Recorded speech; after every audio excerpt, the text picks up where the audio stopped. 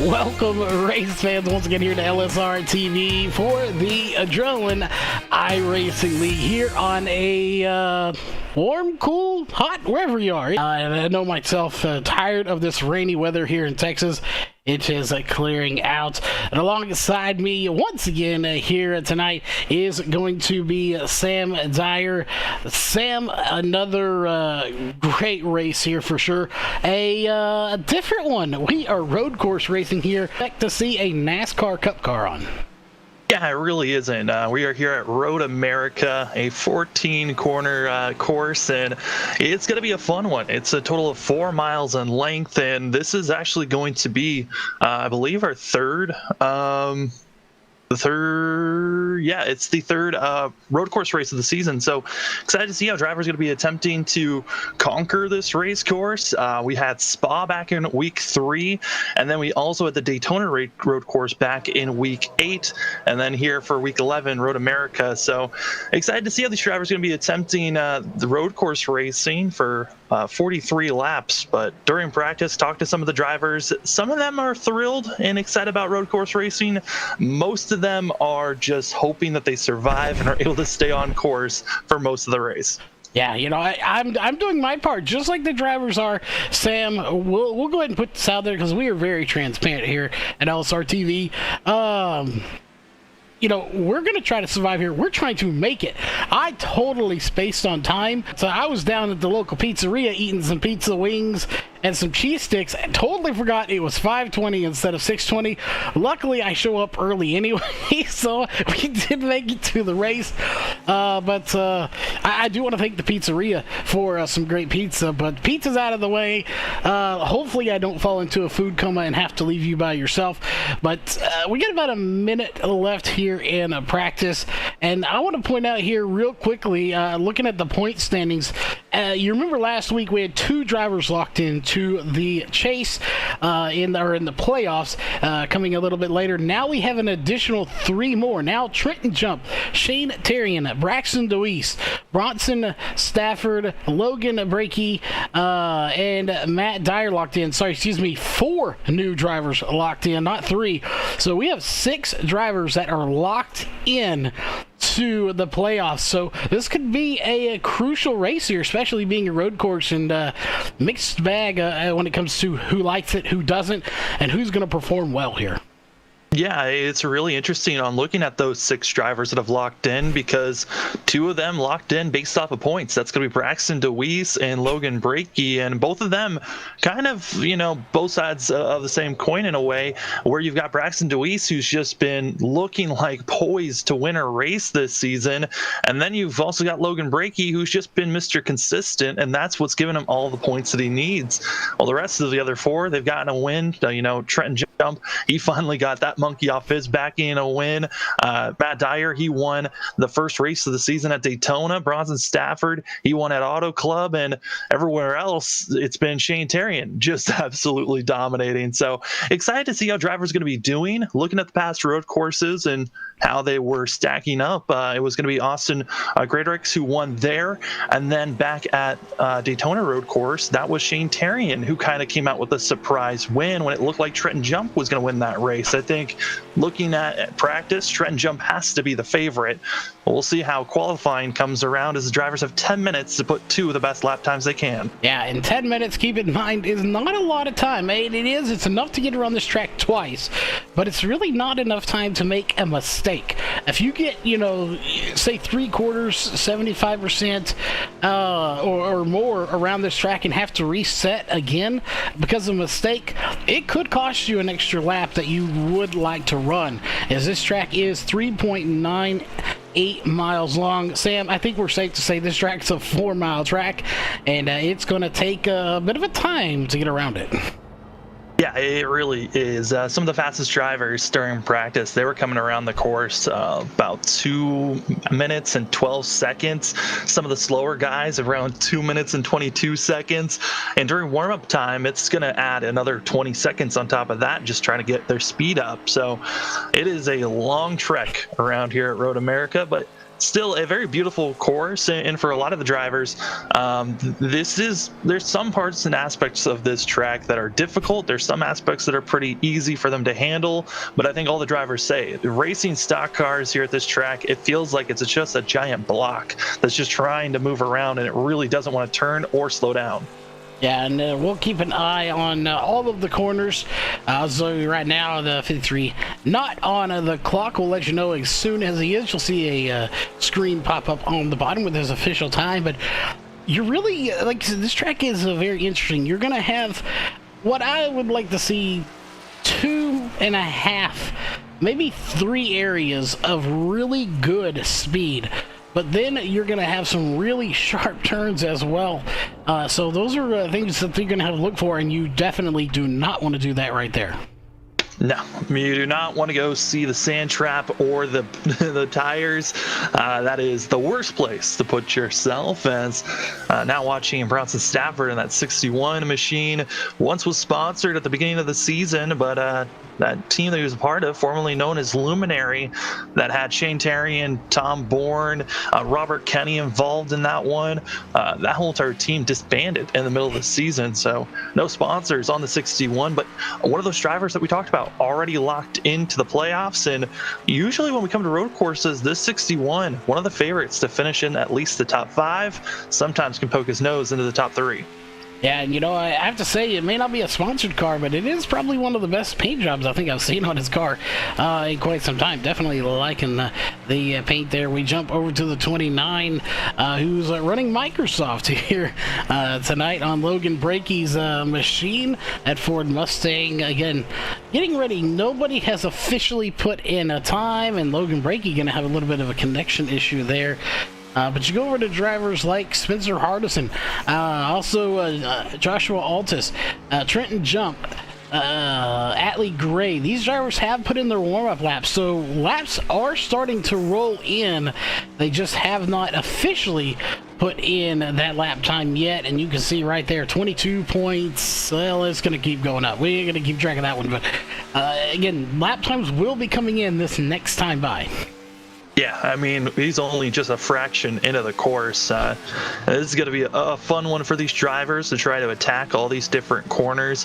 As right now, Hardison diving into what would be corner number 5, and now moving up to corner 6. This is where corner 5, probably one of the trickier areas where we're going to be seeing a lot of drivers going off course. Also there, let's get on top of the hill, and now diving down into turn 8 and 9. This is where we start to see a carousel where drivers get to just swing it around, and then the little kink here. This is a part of the track where drivers have to be careful. It's deceivingly quick at times, and if you hit that corner wrong, your day is done. Yeah, and with this particular series, I have to say, we cover a lot of series, and, a lot of these drivers, we get to know them. A lot of these leagues, we get to know them. So I'm not going to say one league is my favorite over another, but when it comes to leagues, I do like the way this one's done with no fast repairs. Yes, if you get caught up in someone else's mess, sorry for your loss, but that's real racing. Sometimes you are the one that gets to eat the cookie, and sometimes you get it stolen from you. It's just that simple. And unfortunately, it happens sometimes. Is right now Shane Terrian is out front with a 2:12.68. As I thought it was going to round up there just a minute, but it doesn't. So again, evil controllers on that car. We'll see how he does with that controller tonight. Yeah, Shane Terrian, one of the few drivers that runs extremely well, and one of the only drivers that's using a controller while running as well as he does. Already has 6 wins this season, trying to go for number 7. And Shane Terrian, last time he won at a road course, at the Daytona road course, it was a complete shock to him. He was not expecting to win that race at all. Shane has just been slowly, methodically been getting better and better at road courses. And, that Daytona win has started off his streak of 3 wins in a row. He won, like we said, back at week 8 at the Daytona road course. Then he won at Homestead, Richmond last week. And one of the curses that's been around that team is that Shane has never actually been able to win 4 races in a row. So a little bit of pressure on him, but still, he always says road courses aren't his favorite. Yeah, and I'm really curious What we got to do, does he, if he just doesn't want a steering wheel, or what the case is there. I have a spare one sitting around. Cheap, I sell it to him, but I really would like to know what he would do if he had his hands on an actual steering wheel. I figure it's going to go one of two ways. If he did, it would either throw him for a complete curveball that he's not used to, or it would make him even better. One day we're going to ask him that question. Is Matt Dyer, someone who you are very familiar with as well, on the clock right now sitting at a 2:12 on the clock, so a little bit of time that needs to be picked up there. You might want to reach over and give him some pointers. Yeah, he's a room away, so it's a little bit too far, but I know for Matt, he's slightly tired. He just came off of doing the 24 hours at the Nürburgring that just got concluded today. I know a lot of drivers were involved in all the different sessions for that, and for some drivers, they loved that Nürburgring 24 hours. Others, they were happy that it finally came to a close. Yeah, Nürburgring obviously an amazing track, one that I clearly one day never want to get on because I am not going to run that fast. Tanner Johnson, we'll stick with him here for a minute. He is sitting on pit road on a current lap, but he has not decided to come out of pit road just yet, so he's going to sit there in the number 23 machine. Meanwhile, Robert Kinney in his pretty much standard Sim Speed Shop number 34. He's had that sponsor on there for a long time, and still continues to run them. He's going to shut it down after a 2:14.503 though. Yeah, I'm feeling pretty good with that time. Going to be putting him 5th on the board. But on top of the board, Spencer Hardison, talked about him a little bit earlier, and that 9 has just been, one of the drivers that has done a really good job just getting better each and every week. And I'm excited to see whenever Spencer can finally crack that win column. I think his win is slowly coming to him shortly. But yeah, here is Caleb Smith, and talking to Caleb, I think his goal just to stay on course, as he's just going to be whipping it around. Yeah, he almost didn't complete that goal as he just about went off. And I want to remind everyone, this is Road America. Obviously, you can see it's a road course if you're just tuning in with us. This is not one of these, 200 lap, like last week, 240 lap races at Richmond. This race is only 43 laps. And Sam, I say only 43 laps. Yes, it's not a lot of laps, but it is a lot of distance, just because of the sheer fact that it's almost 4 miles and about 2:15 a lap. I don't see those times getting too much slower, though. I know you might have been on the track a little bit longer. I have never once touched a car on this racetrack. But, again, I don't think we're going to lose, 2 or 3 seconds like we might in an oval race wearing out the tires, as apparently Caleb Smith decided that he needed some more tires. Oh God, his brakes broke. No, he just sent it into the wall. Having some fun. Finally got his second lap down. And I got to say, for Matt Dyer and Caleb Smith, both of them teammates on CEM Motorsports, both of them, they're pretty ecstatic. Just getting a top 10 qualifying time. Both of them running in 6th and 7th. The driver, I'm surprised by where he's running. That's got to be Trenton Jump. Only 3rd on the board. Yeah, that is very surprising for him. We'll be looking to see. Of course, we've got the storyline of this race. But I'm going to quickly jump to the grid here, as Sam, we don't know, the admins don't even know for that matter. Nobody really knows what the starting grid is going to be here. Is it a rolling? Oh, it's a standing start. No, there's a pace car. It's a pace car. It's a rolling start. So good. That gives us a little bit extra time to get through this grid. Excuse me, as we do have a brand new grid sponsor, and you can see it right there.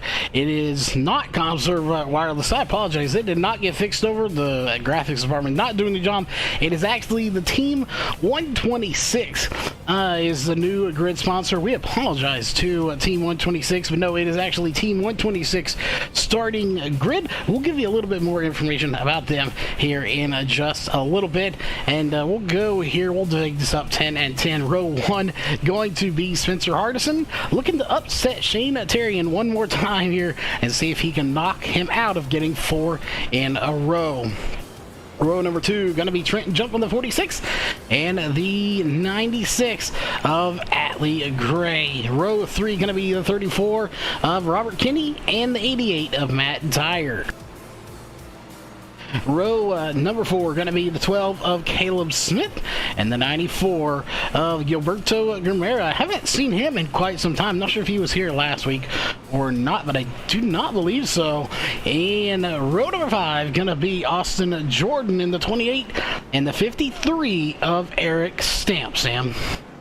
Yeah, and then going to be going on row number 6. You got Braxton DeWeese and Tyler Stooksbury. Braxton DeWeese, one of those drivers, did not put a practice time down, didn't qualify as well. But watch out for the 15.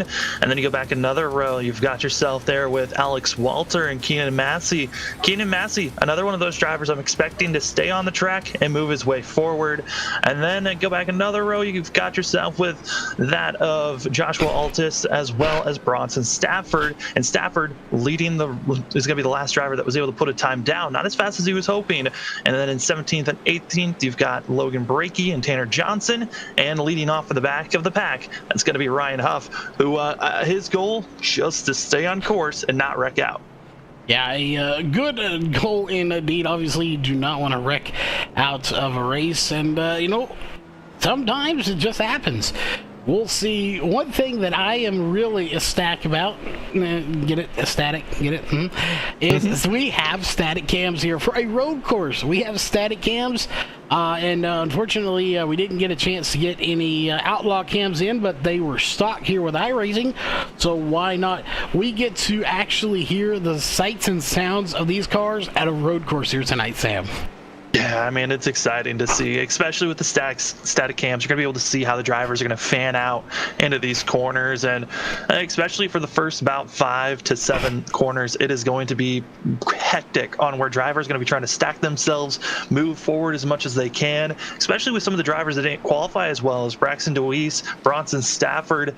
Those drivers starting in the back, I'm expecting them to have a very large surge in the first 2 laps to try to get up front into the top 10, and then we'll see how the rest of the field really stacks up after that.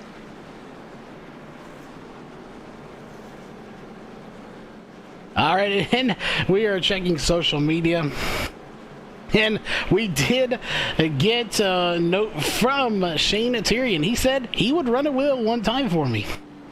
Ooh, I know he has a wheel. I know it's more of a comfort thing for that 38 machine.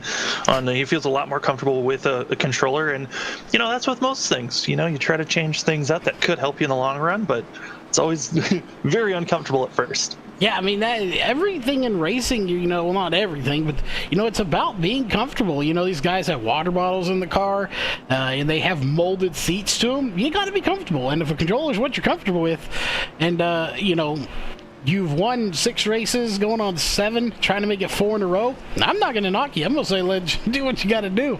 As he definitely does it well. And man, these pace laps are just excruciating.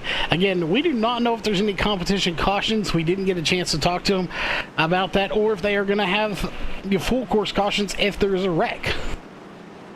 Yeah, I know that some of them were hoping that this thing would not go into a long green flag. I mean, this thing wouldn't have a caution just because of how long the pace laps are.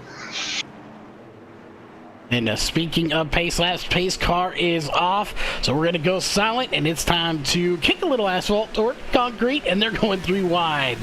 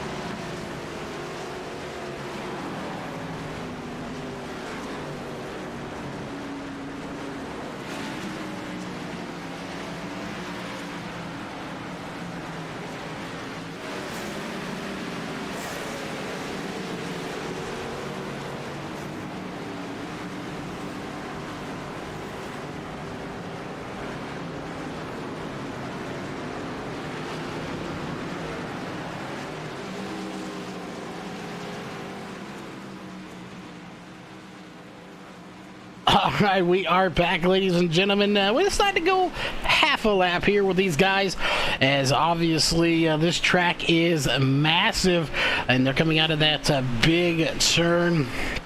Just to give you an idea, we'll take to the drone cam here, and this drone really doing a good job of keeping up with him, but while we were under that, Sam, as you mentioned, a lot of stuff happening. We saw Keenan Massey get shuffled around just a little bit, and we also had Braxton DeWeese pull off some madman moves and go from 11th to 4th place. So a lot of stuff being shaken up in this race early on. Yeah, DeWeese is now up to 3rd because our pole sitter, Spencer Hardison, got up to turn number 12 at Canada Corner and just went off into the dirt gravel.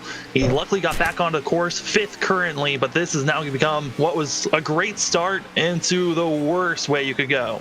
Yeah, that is definitely not what you want to do. And here's someone I look forward to taking a chat with. Well, I say that. We can pick him up for a second. There he is. That is the number 5 of Joshua Altus. I really want to talk to him, get his thoughts on this race, and see what he's thinking. As we see some smoke there, and I believe that smoke is coming from potentially the 53 of Eric Stamp. Yeah. He went off. And he's also having a little bit of a connection issue too. So that's not going to help him any. Well, let's keep an eye on him tonight throughout this race. But whoa, right there, right as we come back to Braxton DeWeese, he just gave a shot in the shorts to Robert Kenny. Yeah, trying to get aggressive, and it just did not work out. Trying to outbrake the 34, and ultimately the 15 locked up his brakes and went for a slide. And now you got cars just stacked up behind DeWeese. Now he's the Pied Piper in 3rd place with everyone else just waiting to figure out how to pass the car in front of him. Yeah, and this is where things get real interesting. As we'll go back to Spencer Hardison. Let's actually go to Matt Dyer. He's sitting in the mix of this thing, as we can go on board with him right there. And you can see as you go again, you're on board with the driver of Matt Dyer. And this is a good little battle going on for about 5th, 6th, 7th. And they're right there together as, never mind, there goes Shane Terrian. Yeah, Terrian did not get the launch that he wanted at the start of the race. Got a little bit giddy on the throttle and cost him a lot of positions.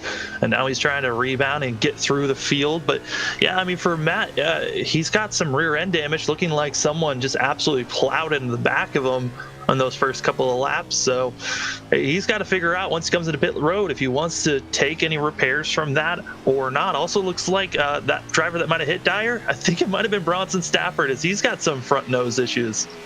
Yeah, you can see right there, it is crunched up. You can barely read the Toyota logo or name as right there. It's, that reminds me of, Sam, you know what, back in the day, probably 10 years ago, when the cool thing to do was to, gel your hair and flip it up in the front towards a little point. Yeah, that's what his hood looks like right now. It looks like it's just flipped up in the front, and unfortunately, it may have been cool back then, but I guarantee you that car is not cool right now. Potentially overheating issues. We'll just have to wait and see, as he's trucking along, just not having the night he wants to. And I have to admit, as far as road courses go, it didn't start out real good for some of these guys, but for the most part, everyone's keeping it on track. I am keeping track of that, and we've seen Eric Stamp has been off track and came back, but Tanner Johnson has been off, Spencer Hardison, but lately here in the last couple of laps, not a whole lot of people have actually gotten off track, so that is good news for these drivers trying to have a solid run in the points. Yeah, I mean, we're looking up here at the drivers that are running in this first pack up front, and they've been keeping it pretty clean. Everyone around them's running pretty solid. It looks like Spencer Hardison trying to catch up to where DeWeese is, and this battle is just heating up with Hardison. And the goal for Hardison right now is he needs to remember to reset. He went off course. He was leading this race, had to come back from a couple of positions, but he certainly has the pace. Just need to be patient at this moment. He is faster than DeWeese, it looks like, just based on what we're seeing 15. It's just going to take some time to get by that 15. They got to stay smooth. Looking at some of the drivers, though, that are in the second pack, all the way back in 16th place. Gilberto Javier Gamera, his nose is gone. I believe this is the driver that ran into Keenan Massey and sent the 4 around because his front bumper is no longer there. Yeah, I mean, you could call it modified. I call it having good airflow. Is really what it comes out to. And, you know, we're getting a lot of reports on our timing and scoring of off track. Reason we're not going to them, that's right there. You saw there where they get into that little dirt, they get just a little too far off the rumble strips there. That's considered going off course, so we don't jump to every single one of those. I do want to point out that not the last lap, but the lap before that, the 46 of Trenton Jump, 2:14.22. He ran the fastest lap of the race, but back here where we're going, this is where the battling is going on right now. Logan Brakey, Tyler Stooksbury, Caleb Smith, Eric Samp. This is the dogfight, per se, without any pun intended there. Oh yeah, that Doge car of the Dogecoin on that of Stooksbury. And he wanted to show it off last week, wasn't able to, but finally able to show off that really nice scheme of the tight end loose off Dogecoin machine on Stooksbury. Yeah, he's definitely looking good. Obviously, you know, I'm kind of digging that Logan Brakey's car there too, as they almost collide with each other, and they do make a little contact there. And that's Microsoft machine, and just, man, the battle is insane back here. The battles up front are starting to get a little better. As you see right there, you have that battle for second place between Robert Kinney and Braxton DeWeese. DeWeese trying to get by. He just hasn't been able to yet. Yeah, and the hardest thing is that he's trying to pass that of Robert Kenny. Kenny, probably one of the hardest drivers to get by. I think the only other driver that's extremely hard to get by would have to be Brakey. But right now, Kenny, he's just being a wall. He's driving right in the center of the track where everyone, if they're going to have to pass him, they have to go into the grass to even have a shot. And if you do that, you're ruining your entry into the next corner you're going into, as, oh, there's the 23 going off course. Yeah, we'll take a look at him real quick. Just a simple off course, no damage done. And that's a number 23 machine. And just like that, the battle fades for the front. We'll check back in there. But again, the battles are far and few between, as now we're going to have Kenny off track. Oh, but he's going to come right back, but spins back into the grass. And that was to make sure no one else was involved, because if Kenny kept on going the way that he was going to take out DeWeese and Hardison. And with that little bit of scuffle, it gives Hardison space to make the pass on DeWeese. And now DeWeese still stuck in third with a swapping of second place. Yeah, that's that little bit of time that it took the 15 of Braxton Weiss to just kind of check up, and it's a good thing he did.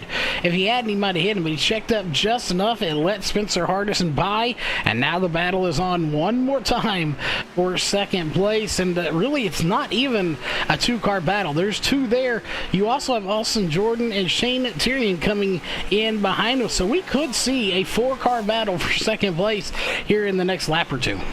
Yeah, and Allie Gray as well as Bronson Stafford, they're not too far behind either. As Shane Tarian and Jordan, they're getting a little bit of a scuffle, but that gives the space to Shane Tarian. Now he's back up into fourth. Yeah, this is the same kind of battle we were seeing back in the back of the field.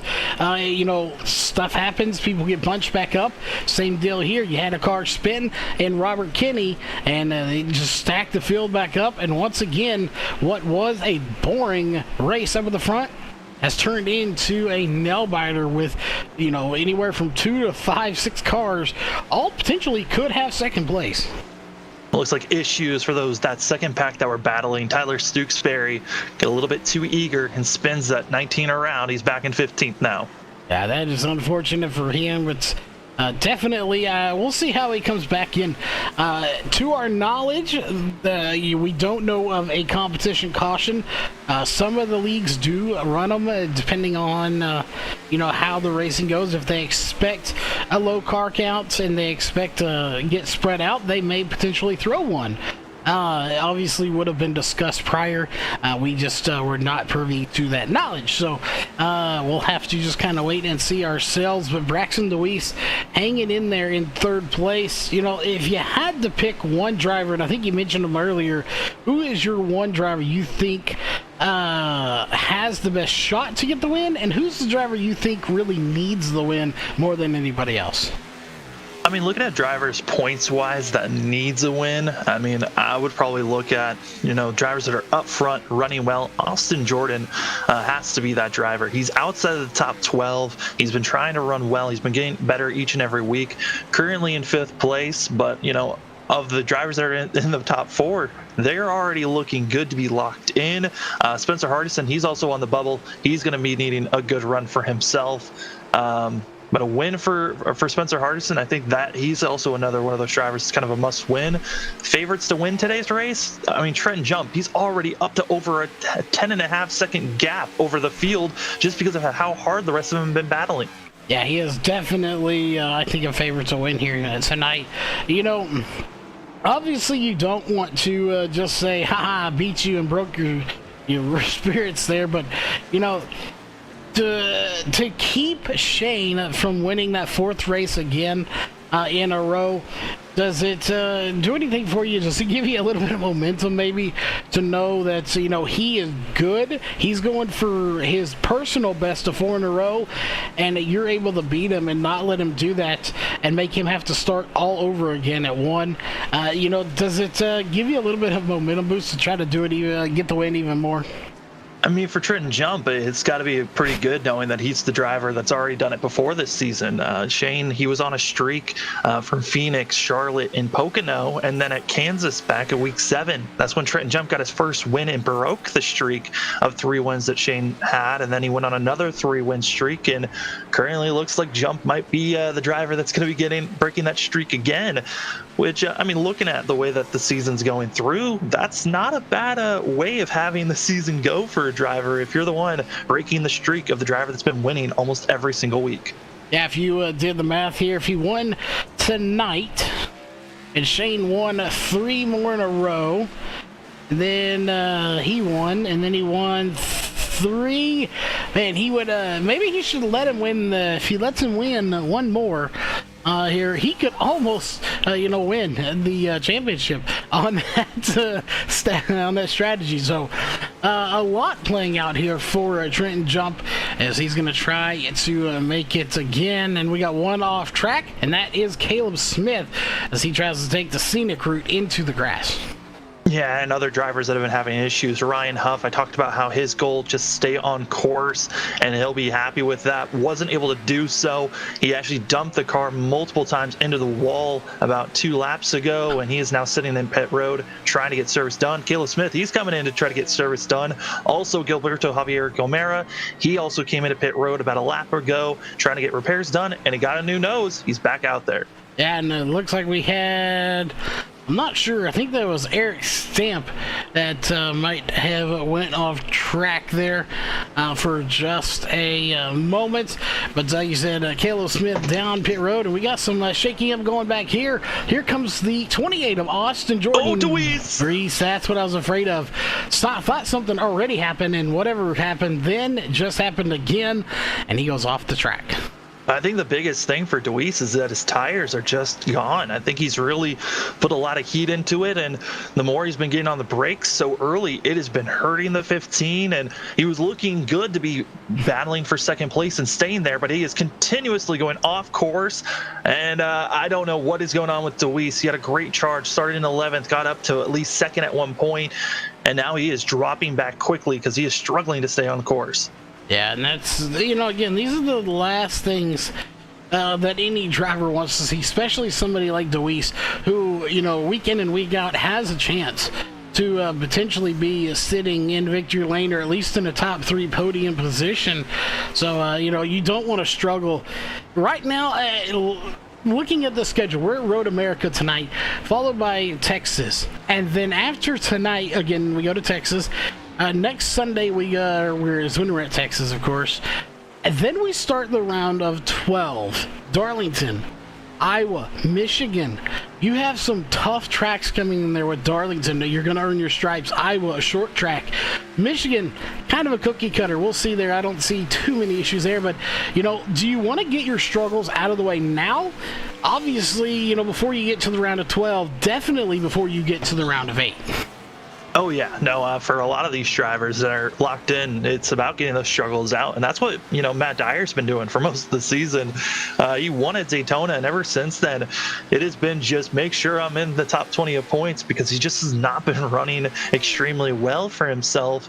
He's been looking to try to get back into top 5, top 10 form for himself, but it has just been a struggle so far, as Braxton has now fallen back to 8th place.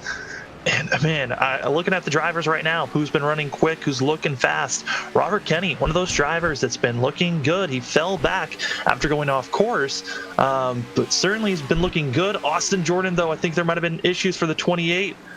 And also for Bronson Stafford, they make collisions with one another. Yeah, Stafford's car does not look near as pretty as it did a little while ago. And look right there, you can see just a straight collision. And we'll go back and take a look. This is with, this is not that, but this is when Joshua Altus went off track. So we'll see if this had any bearing on what happened in the Pulse Poppers instant replay. And again, this was a little bit before, so they made contact.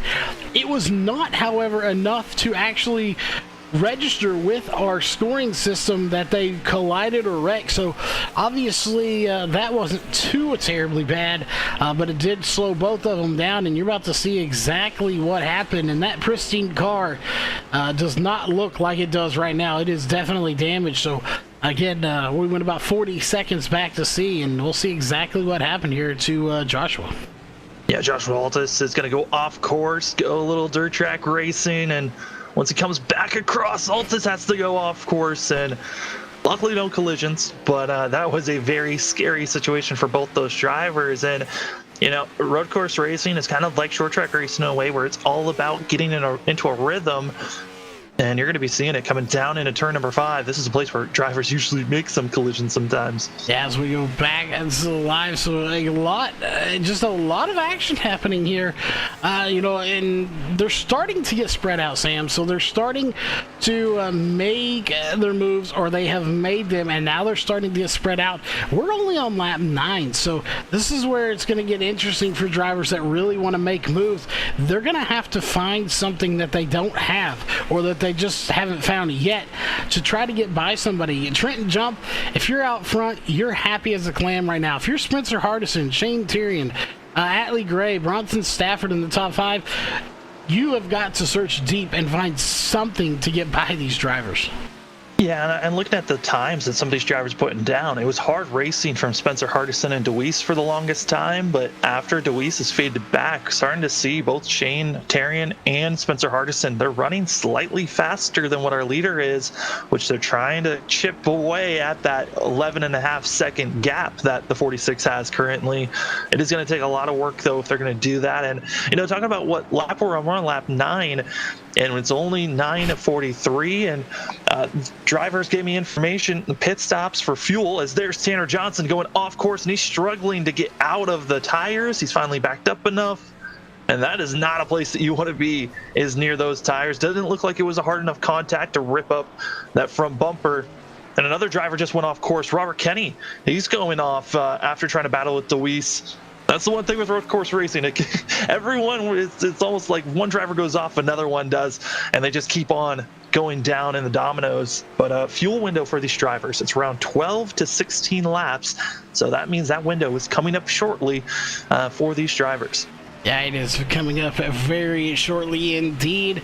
And obviously, I don't see us running into the issue we ran into the other night with the one-off Wednesday race. And hopefully, we'll do more work with him in the future. But unfortunately, that race ended under a time constraints, and it was not the prettiest of races. The drivers obviously showing their just pleasure and disgust. They were not happy with it either, but it's one of those things. Sometimes it happens. But 2 hours and 60 minutes is what we have left to run 34 laps. Sam, you think we can make it?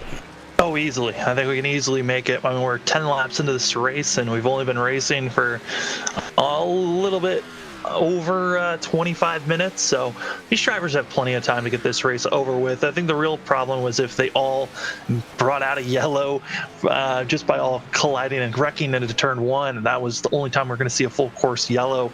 Now that everyone's so spread out, even if 2 or 3 cars get collided in something, it's not really going to be stopping the really any traffic or of the field at all. So I'm expecting to see a full yellow caution unless there's a competition caution at the halfway point, which we're not expecting to see. Oh no, Bronson Stafford. That was a hard lick, and we got to go back and take a look at that one here on the Pulse Poppers instant replay as we'll go back in about 40 seconds to see what led up to this. But man alive, that was a hard lick. Yeah, and he's racing hard currently with Austin Jordan in this replay. And Austin Jordan and Bronson Stafford, they've been running hard a lot around one another, and you're going to be seeing it here. Bronson's going to be climbing up the hill after this corner, and he is just going to be touching the dirt, and then he is going to lose complete control of where his car goes. And it's one of the more difficult things. He just comes over the crest, touches the dirt, and away. He just goes right into the left wall. That is such a hard lick. He's still having issues currently. Goes off course again. I think he might have broke his toe, and it is he's just it's one of those things of, oh, there goes I believe that's the 6-3 of Alex Walter, also going off course at turn 5. Yeah, and unfortunately he's gonna have to wait a minute, lose some spots to try to get back on Caleb Smith on pit road now. But we are 2 laps away from when we think these guys could potentially, or the max anyway, that they could come down pit road. So, you know, obviously when they're going to take 4 tires and fuel, it's just going to be interesting to see, would somebody try to short pit somebody here for a win? Is it going to do you any good with such a big track like this? I mean, there is a lot of tire wear going on. These drivers running about 2 to 4 seconds, some of them even 6 seconds slower than what their fastest laps times were. One, because they're just not running as consistent. It's a lot of hard braking zones. This course is 14 corners where you really got to focus on how to hit your mark. And so, you know, drivers, they're both feeling the wear and tear of their tires, and also they're just feeling a little bit offset from some of the drivers that have been going off course. Yeah, well, and there has been a lot of off course, to say the least. These guys, they're trying to do everything they can. You know, like you said earlier, the goal of a lot of these guys is, looks like Bronson Stafford now on pit road, and there he is coming down. But again, he's just trying to, you know, get a race done, complete this thing. That's what everybody's trying to do right now. Yeah, Bronson Stafford at this point understanding, hey, I've got a lot of damage. I'm just going to fly through pit road, take the black flag, and make sure I'm in my spot, and I get the repairs done as fast as possible, and I'll take whatever time penalty they are going to be giving me. But we do have our first DNF of the day. Caleb Smith has parked it officially.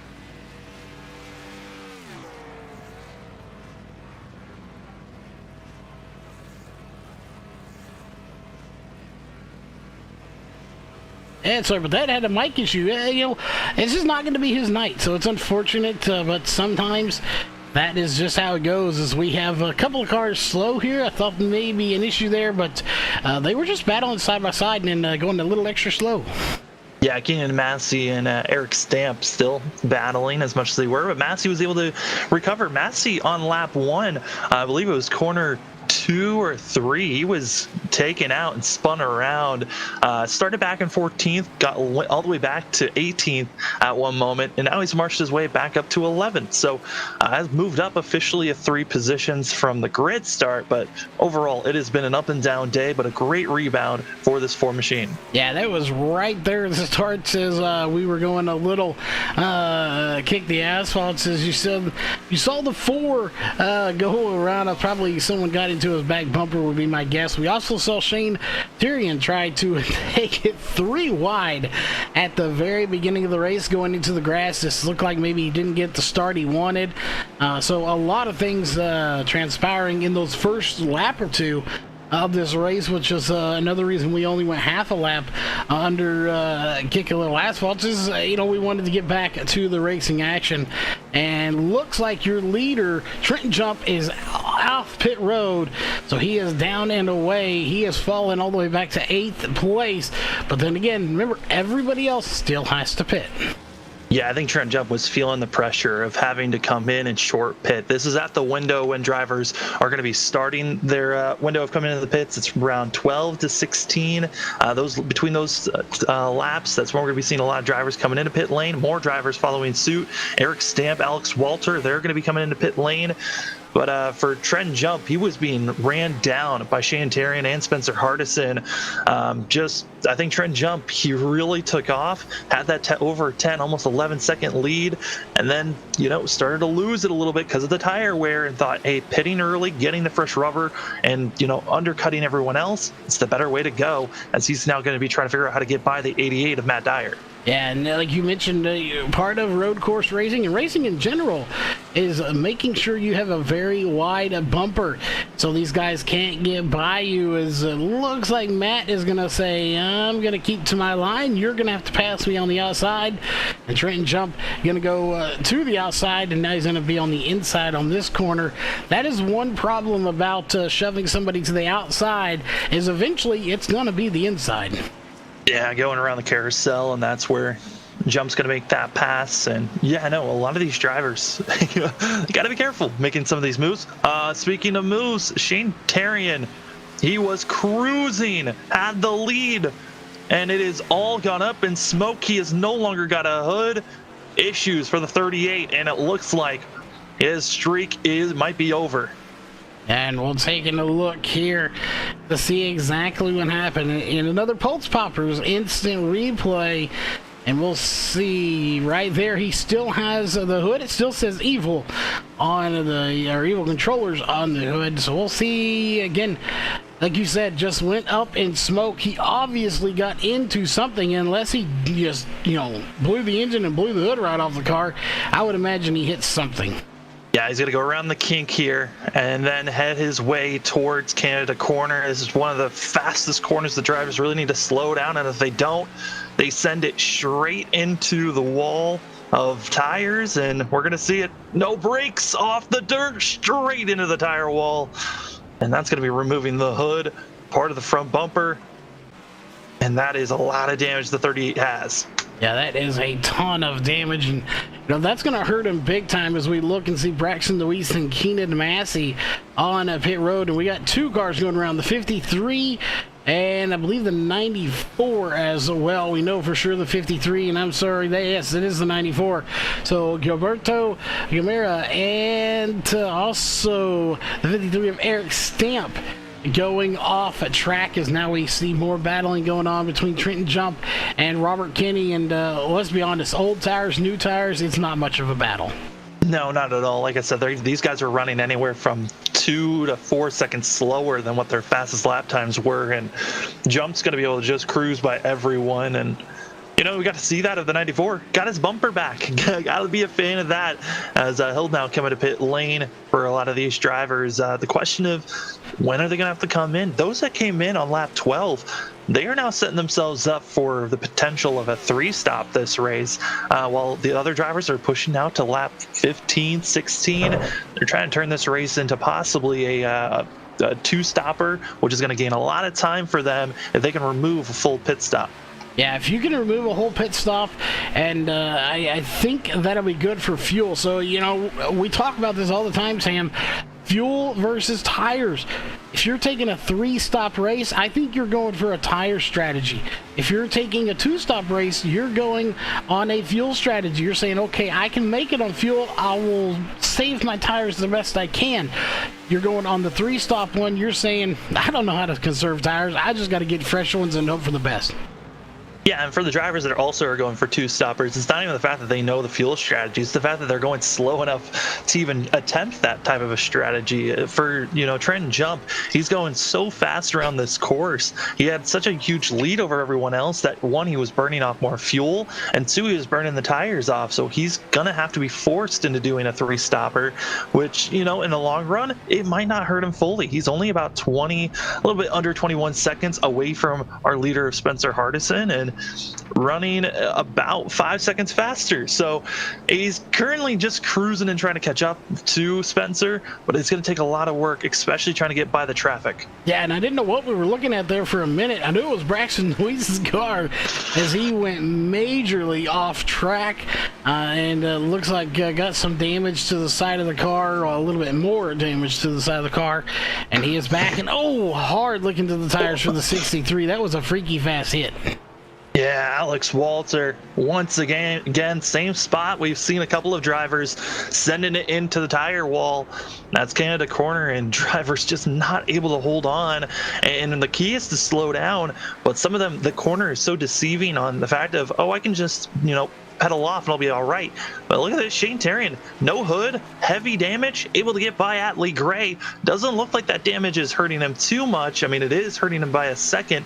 He was running about 2 seconds faster than what his last lap was, but I mean, he's still faster than 96 at least. Yeah, I was beginning to wonder if it was even hurting him, maybe just giving him better airflow, but he definitely has more air to the radiator and to the engine, so that's good news.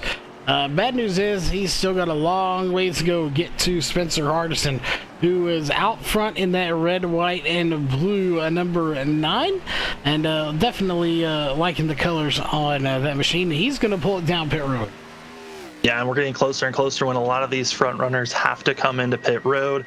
Just fuel run wise, if you've been running super hard, Atlee Gray now pulling it into the pits, leaving Shane Terrian, who's going to be taking the lead. Austin Jordan following suit into pit road. And Trent Jump, he'll be back up in a second after everyone's pit cycle here. Yeah, these guys are on the road. Even Atlee Gray on, like you said, Austin Jordan. And we'll see, looking at pit stops here. So Shane is the only one that has not come down pit road. And I stand corrected, Robert Kinney has not either. Yeah, we're still waiting to see if Logan Brakey or Matt Dyer. Brakey's going to stay out for another lap. Dyer's coming in this time by. Everyone just got so spread out that we're now going to be seeing a lot more drivers going a lap down once everyone's services are done. But this has been a great race. We're still not even at the halfway mark of this race. Everyone's been trying their best to stay on course, but we've seen heavy damage for at least 5 of these drivers. And we got one more off track. That is, I believe, Gilberto. It is. That's Stewksbury. Or Stewksbury, sorry. Yes, it is. Got the wrong one there, but man, Tyler Stewksbury just not having the night he wanted to at all. And the reason I thought it was Gilberto is we'll take a quick look at this. This actually happened while I was looking at the timing scoring. So this is what I was going for. And we also see the 19 having problems as you watch this number 94 machine of Gilberto Gamera having a bit of an issue as well. So a lot of drivers here, Sam, having major issues tonight. Yeah, and this track's just so tough. They said it during practice. It just felt like a brick trying to drive around here. It doesn't want to turn, doesn't want to slow down. The brakes feel like if you hit them at all, they're going to lock up and you really can't slow down. That's why I've been seeing a lot of drivers just going off course because they're just letting off at times. Yeah, there's that spill that the 94 had. And while we're looking at that, I'm not sure. It was Braxton DeWeese. He just went off track and spun it, having more problems for DeWeese. So, this started out to be a race, Sam, where hopefully you can make it as Shane Terrian comes down. You just want to survive, and it really has turned into it's going to be whoever can survive this race and have the least amount of issues, as Logan Brakey now having issues going off track.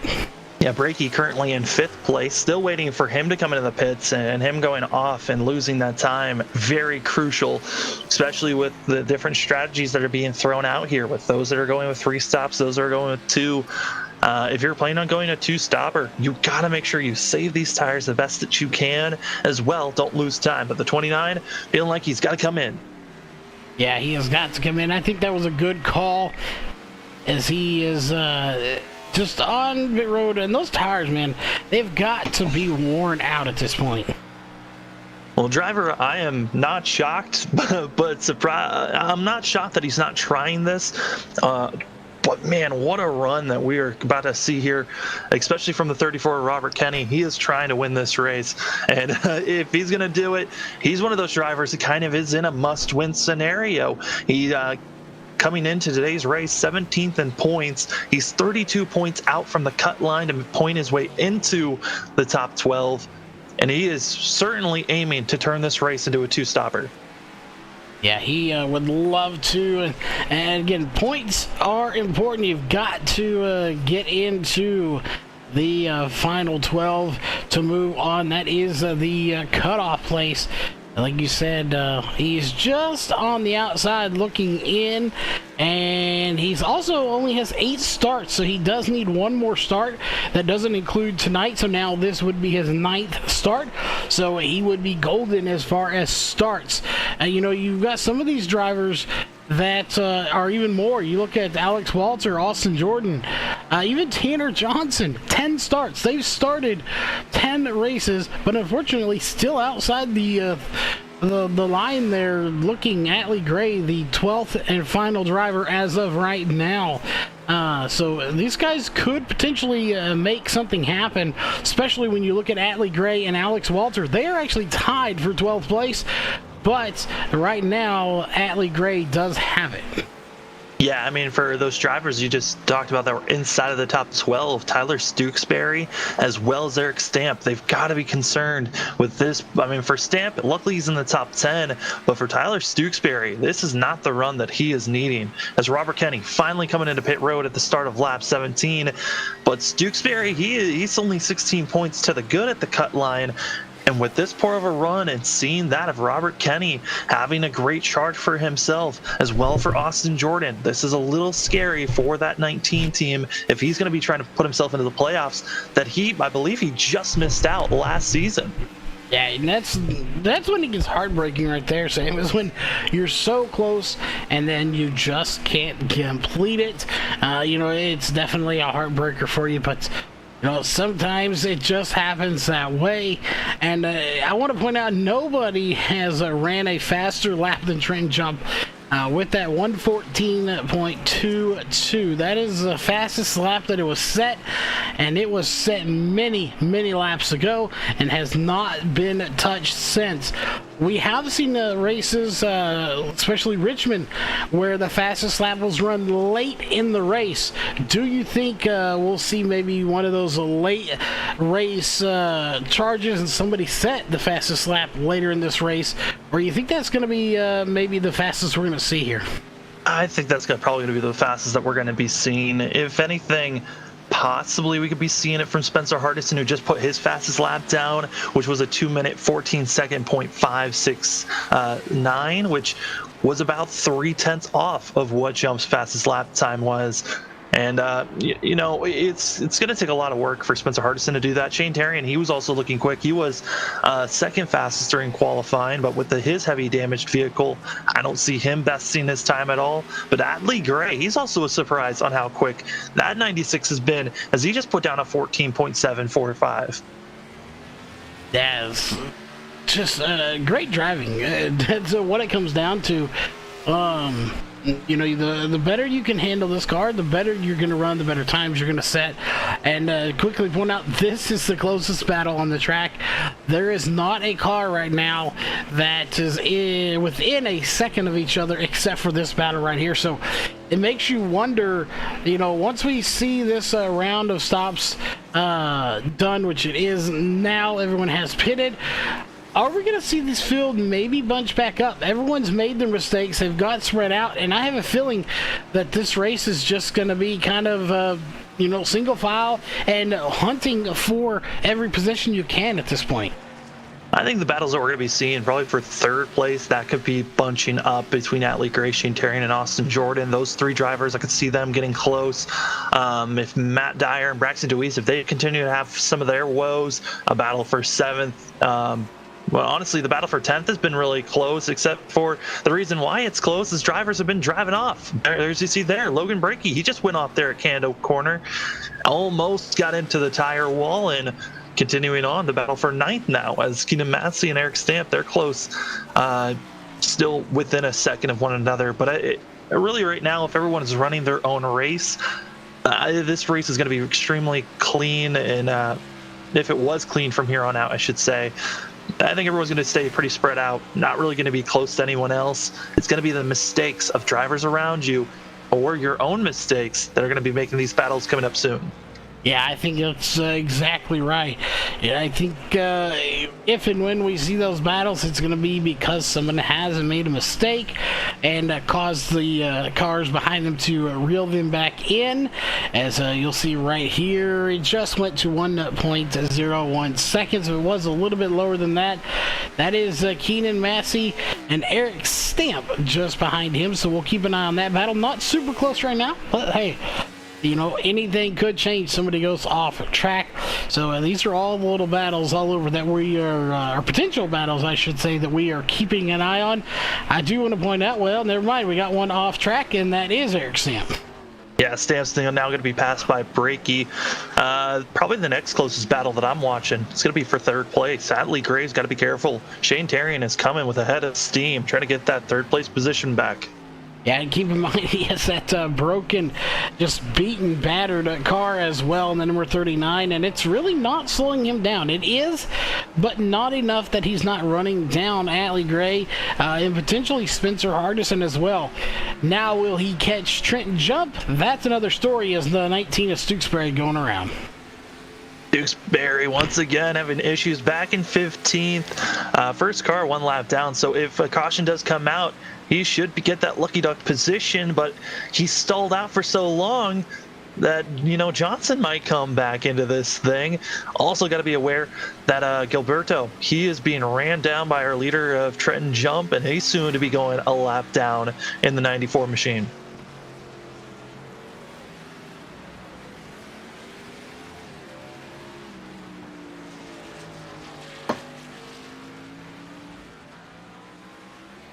Looks like Eric Stamp once again going off course, and not surprised seeing some of these drivers going off course. It's the same spot, Canada Corner, turn 12. It just has been so difficult for all these drivers to keep themselves steady, and all of them have just been sliding off into the dirt. They just graze it. They go off. Other battles that are extremely close right now, gotta say that battle for third, it closed up extremely quickly, as now it is less than half a second. Shane Terrian, he wants that third place. Atlee Gray, and what's crazy is how close this battle is. Shane Terrian easily going to be taking the pass there at turn 5.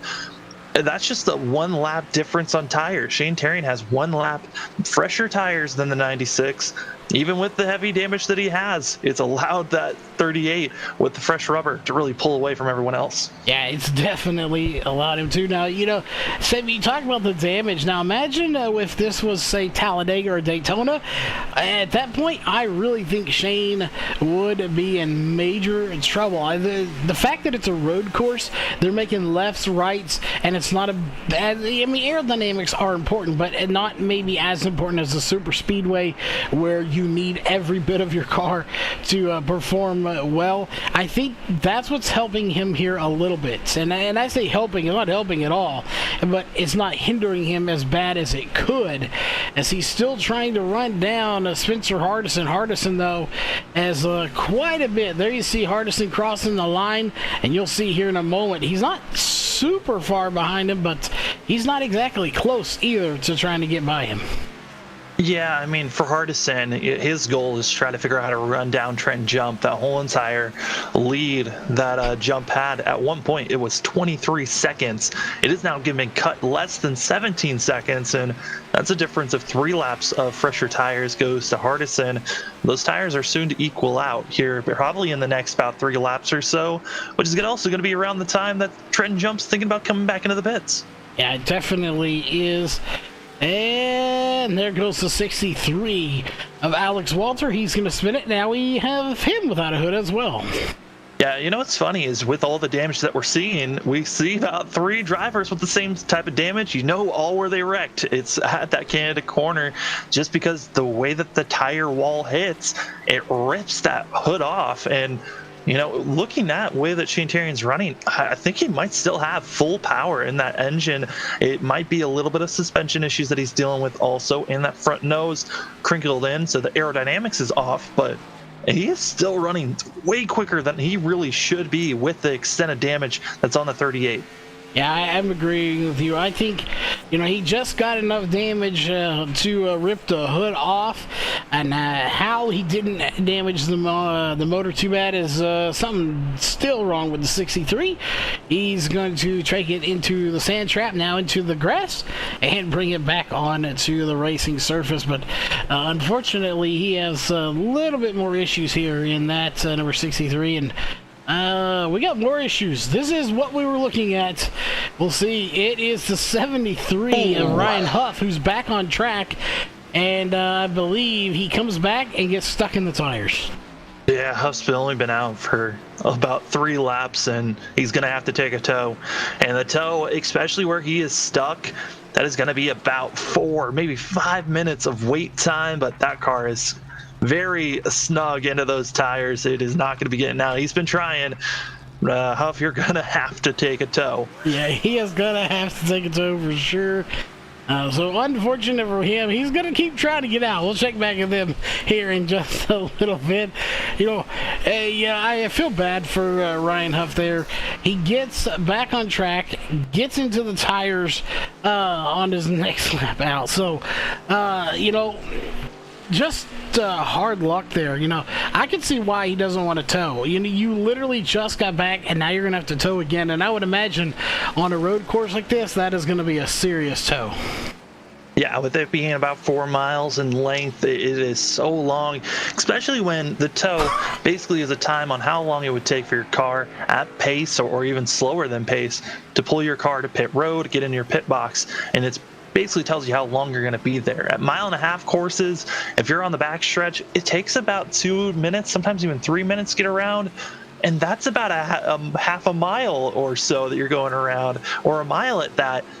And now here at a 4 mile course, that is so much longer, anywhere from 6 to 12 minutes of tow time. And that's practically going to be putting you 3 laps down, even more than what Huff is currently. Yeah, and you see him on the track. He managed to get the thing out of the tires. So I would imagine either the safety crew came and helped him out, or he got out there and just beat it enough till it got out. But he is actually out from being stuck, so that is good news for him. Unfortunately, Tyler Stooksbury, he had to tow. Looks like he might have had the same issue, and that car is totaled in the front. So Stooksbury are in the pits, and his night coming to a end very quickly.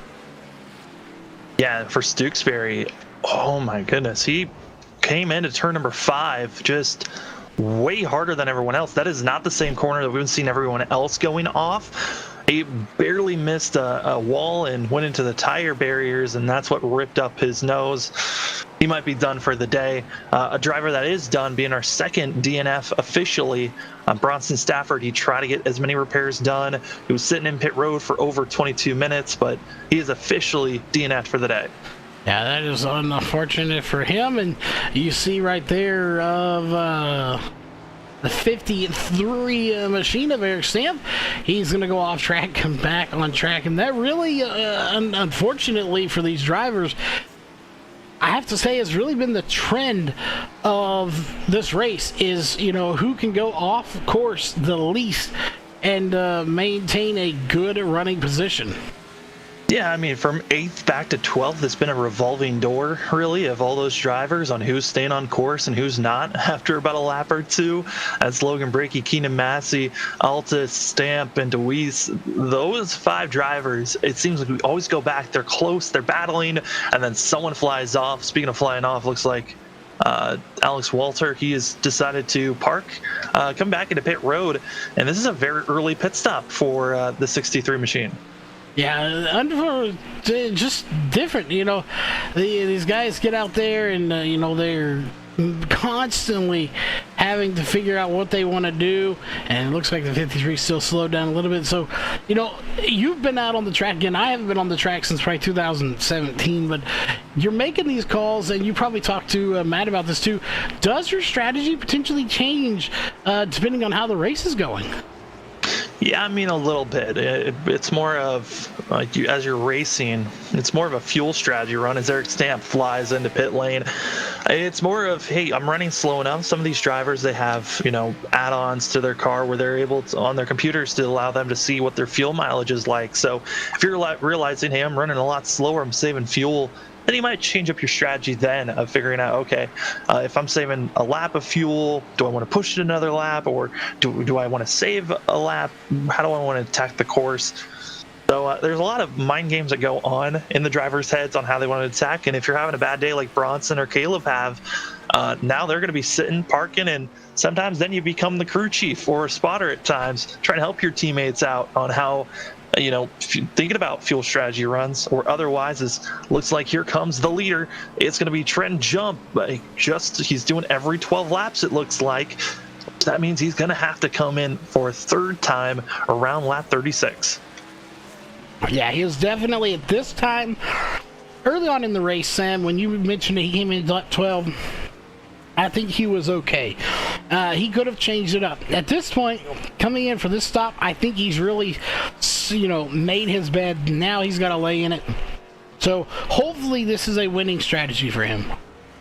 Yeah, and the question of, does, with him pitting early, undercutting everyone else, and adding an extra pit stop, is those fresher tires really worth losing all that time? He's spending about 36 seconds in pit lane.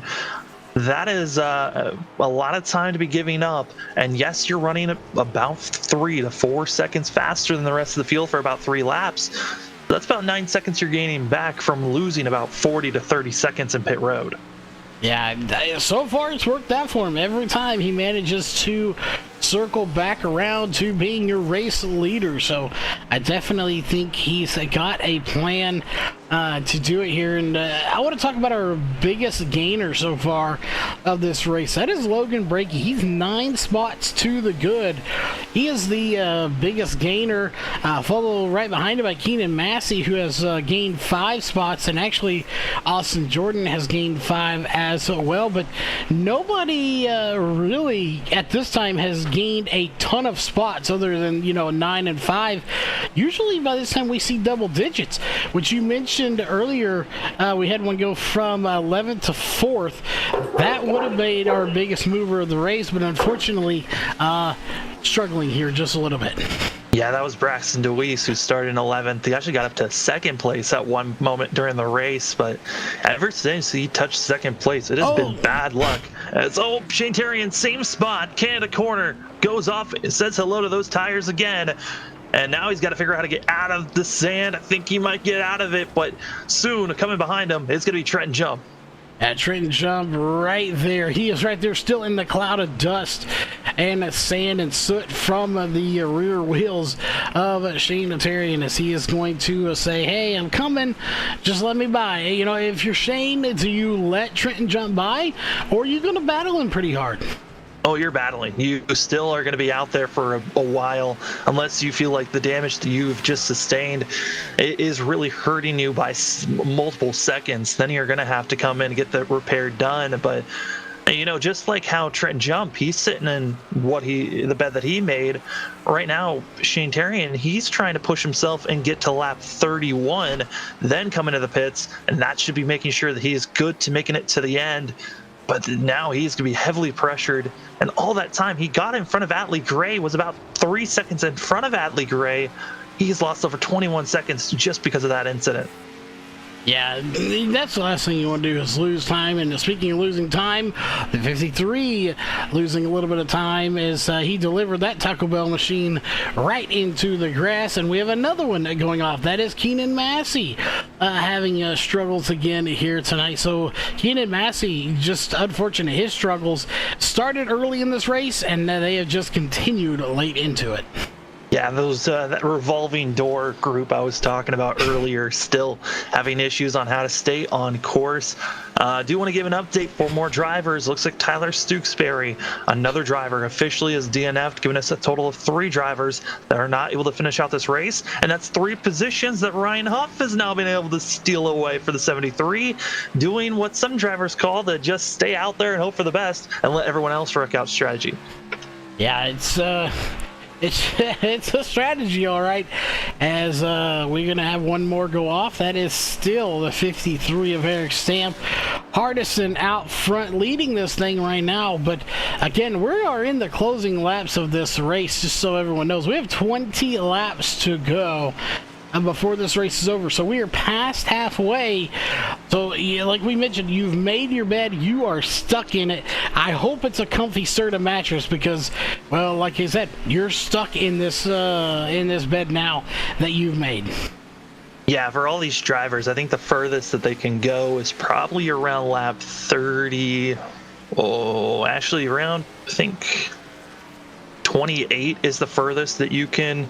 Once you've been on lap 28, you should be good to make it to the end. But that is a long way to go for a lot of these drivers. And, yes, it's only about 3 laps away. But for some of the drivers, they just pitted, which means that they're going to have to either figure out how to save over 12 miles of fuel, or they're going to have to pit another time. A lot of these drivers still aiming for at least one more pit stop to go. But this is now the strategy call for those that are trying to cut down on an extra set of fuel. I mean, we're still Trenton Jump. He still needs to pit one more time. So does Spencer Hardison and Atlee Gray. And currently, Spencer Hardison, he's 14.5 seconds ahead of Trenton Jump. Yeah, he is definitely moving ahead. That battle may be coming up here in the near future, but real quick before we bring this race to a close, being that it is a road course, we obviously we don't want to miss any of the racing action, but we will go side by side so you don't miss any of the racing action as you take a look at your top 5. It is Spencer Hardison, Atlee Gray, Trenton Jump, Shane Tyrion, and Austin Jordan. And we'll take a quick break. If anything major happens, we will come back. Otherwise, we'll report to you what happened when we get back from this quick commercial break.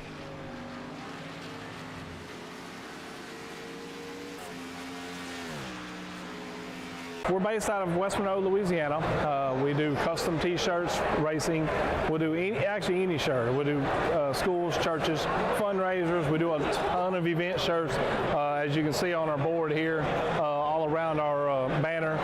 Personalized. I mean, we do anything. It doesn't matter to us. We got the custom rugs. We use all the, top quality shirts, inks and everything. Hoodies, hats. We do embroidered hats, embroidered shirts. You can call us for anything. We do offer the bag and fold, to where you can receive them and they're already labeled and tagged and bagged, ready to give out to your customers. So you just call us and just tell us, hey, this is what we're looking at doing. And if we're going to put the car on there, it is 125 quantity minimum. If it's without the car, it's 60 quantity minimum.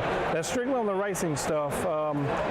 If it's a business or something, if you race on Texas shirts, it's a little bit differently. You can call us. It just depends on your quantity and ink color. Everything is hand drawn. I mean, everything. We don't Photoshop anything onto a shirt or anything like that. Everything that we go through, everything is drawn, and which is the reason for the art fees. We do have several graphic artists that draw for us, and they're really good. So what we do is on any package that you do, we can mix and match. We can do any colors. You can do purple, red, blue, green, and do the rest black. It doesn't matter to us. With your design on there, we can do hoodies. We can do hoodies, long sleeve shirts, t-shirts, tank tops.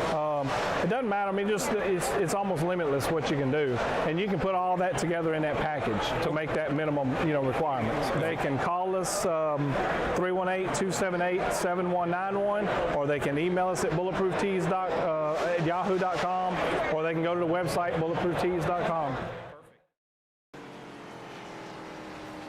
All right, ladies and gentlemen, we are back. Top 5, Sam, hasn't really changed since we went to a commercial break.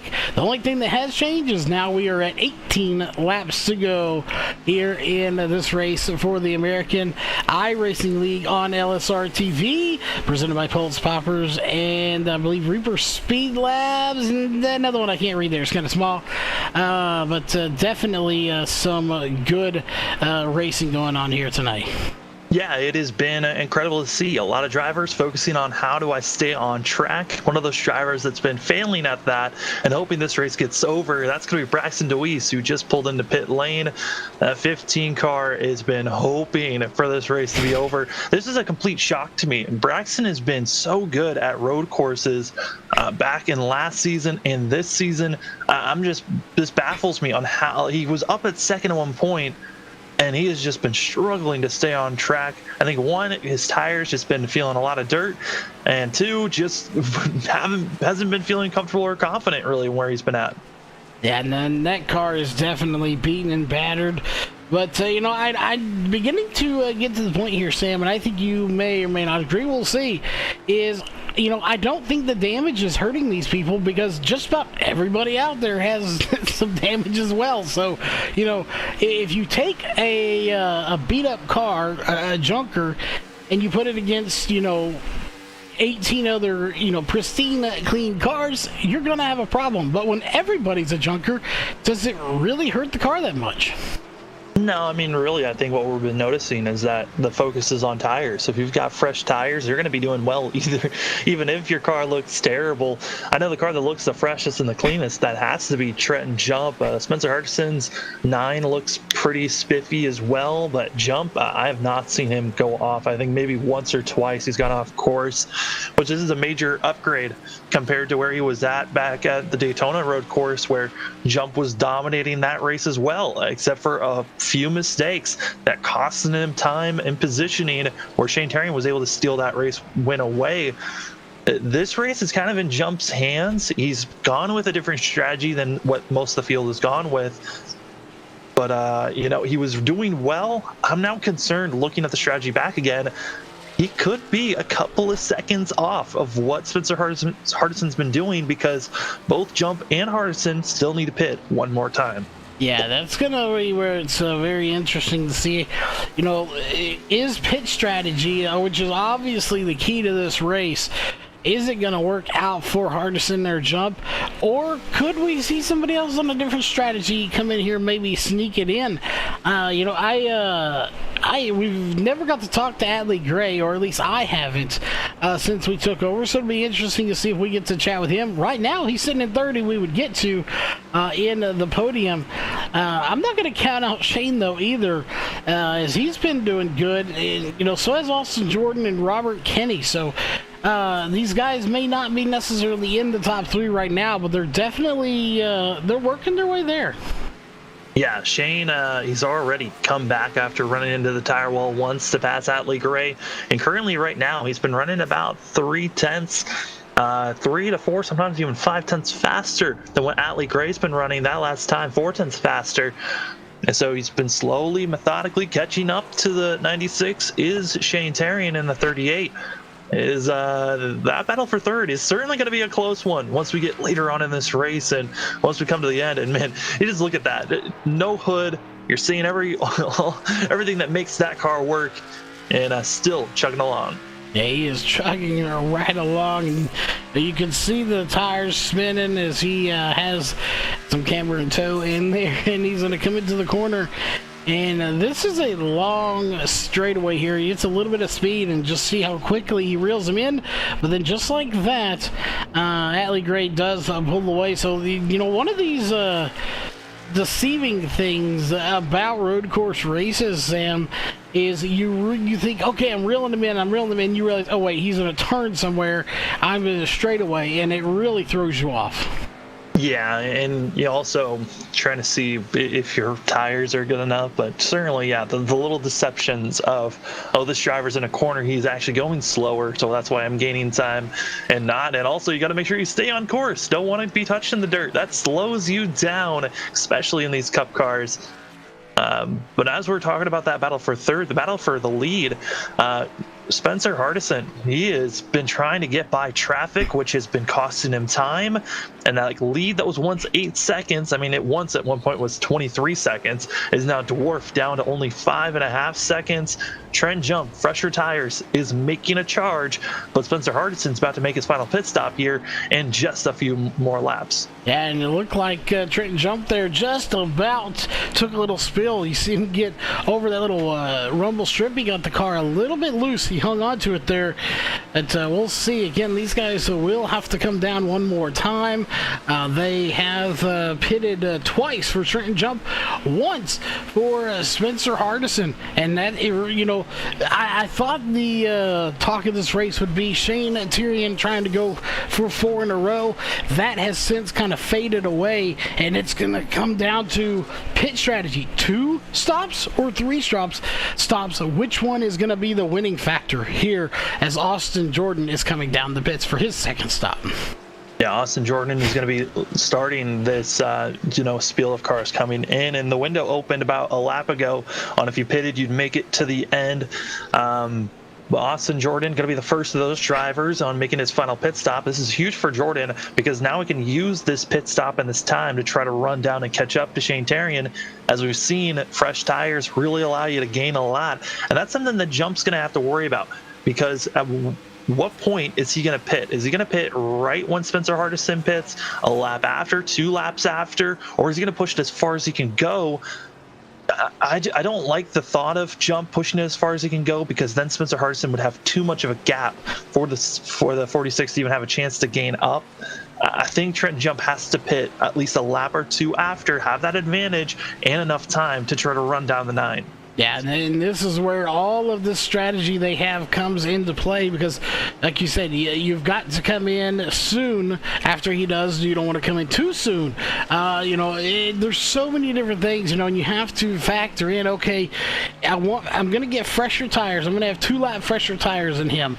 What point do those fresh tires wear off and plateau to we're even at that point? And if they do, ideally, if you're Trenton Jump, you want those fresher tires to get you ahead of Spencer Hardison and then plateau. You don't want it to happen before. If it happens before, you may see Trenton Jump have this win stolen by Spencer Hardison.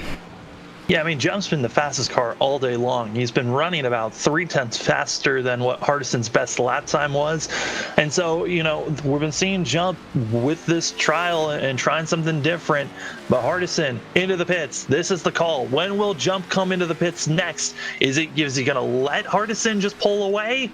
Or will we see Jump try to, overcut that pit stop that the 9 just had? It's going to be interesting as now we wait for the rest of the field when they're going to be making their final pit stops, as Altus got done with his stop as well, and it looks like Atlee Gray now into his pit box. Yeah, and of course you see Trenton Jump did not come down. Shane Tyrion did not come down. Shane is on the 2-stop strategy. Trent Jump on the 3, and the 2 that are on, Hardison on his second one, and Atlee Gray also on his second stop. So the 2 that are on pit road right now, this is their final stop of the race. Obviously, everybody gonna have to come down. Again, I just don't know which strategy really, Sam, is the winning strategy, and we probably won't know till the final laps. Yeah, I mean, for Trenton Jump, it was kind of stick to my guns. I'm going to do whatever I feel like most comfortable because I'm the fastest car on track. The rest of the field, they had to throw out strategy because they needed to figure out how to gain up onto the 46. Before Trenton Jump came into the pits his first time around, he had over 11-second lead, and that lead is practically gone at this point. It is really going to be extremely close, within 2-3 seconds. I believe this is how this race is going to come to an end, and right now Spencer Hardison's got to be hoping that Trenton Jump stays out as long as possible so that Hardison can get as big of a lead as he can and hope that Jump makes a mistake by trying to push extremely hard late in this run.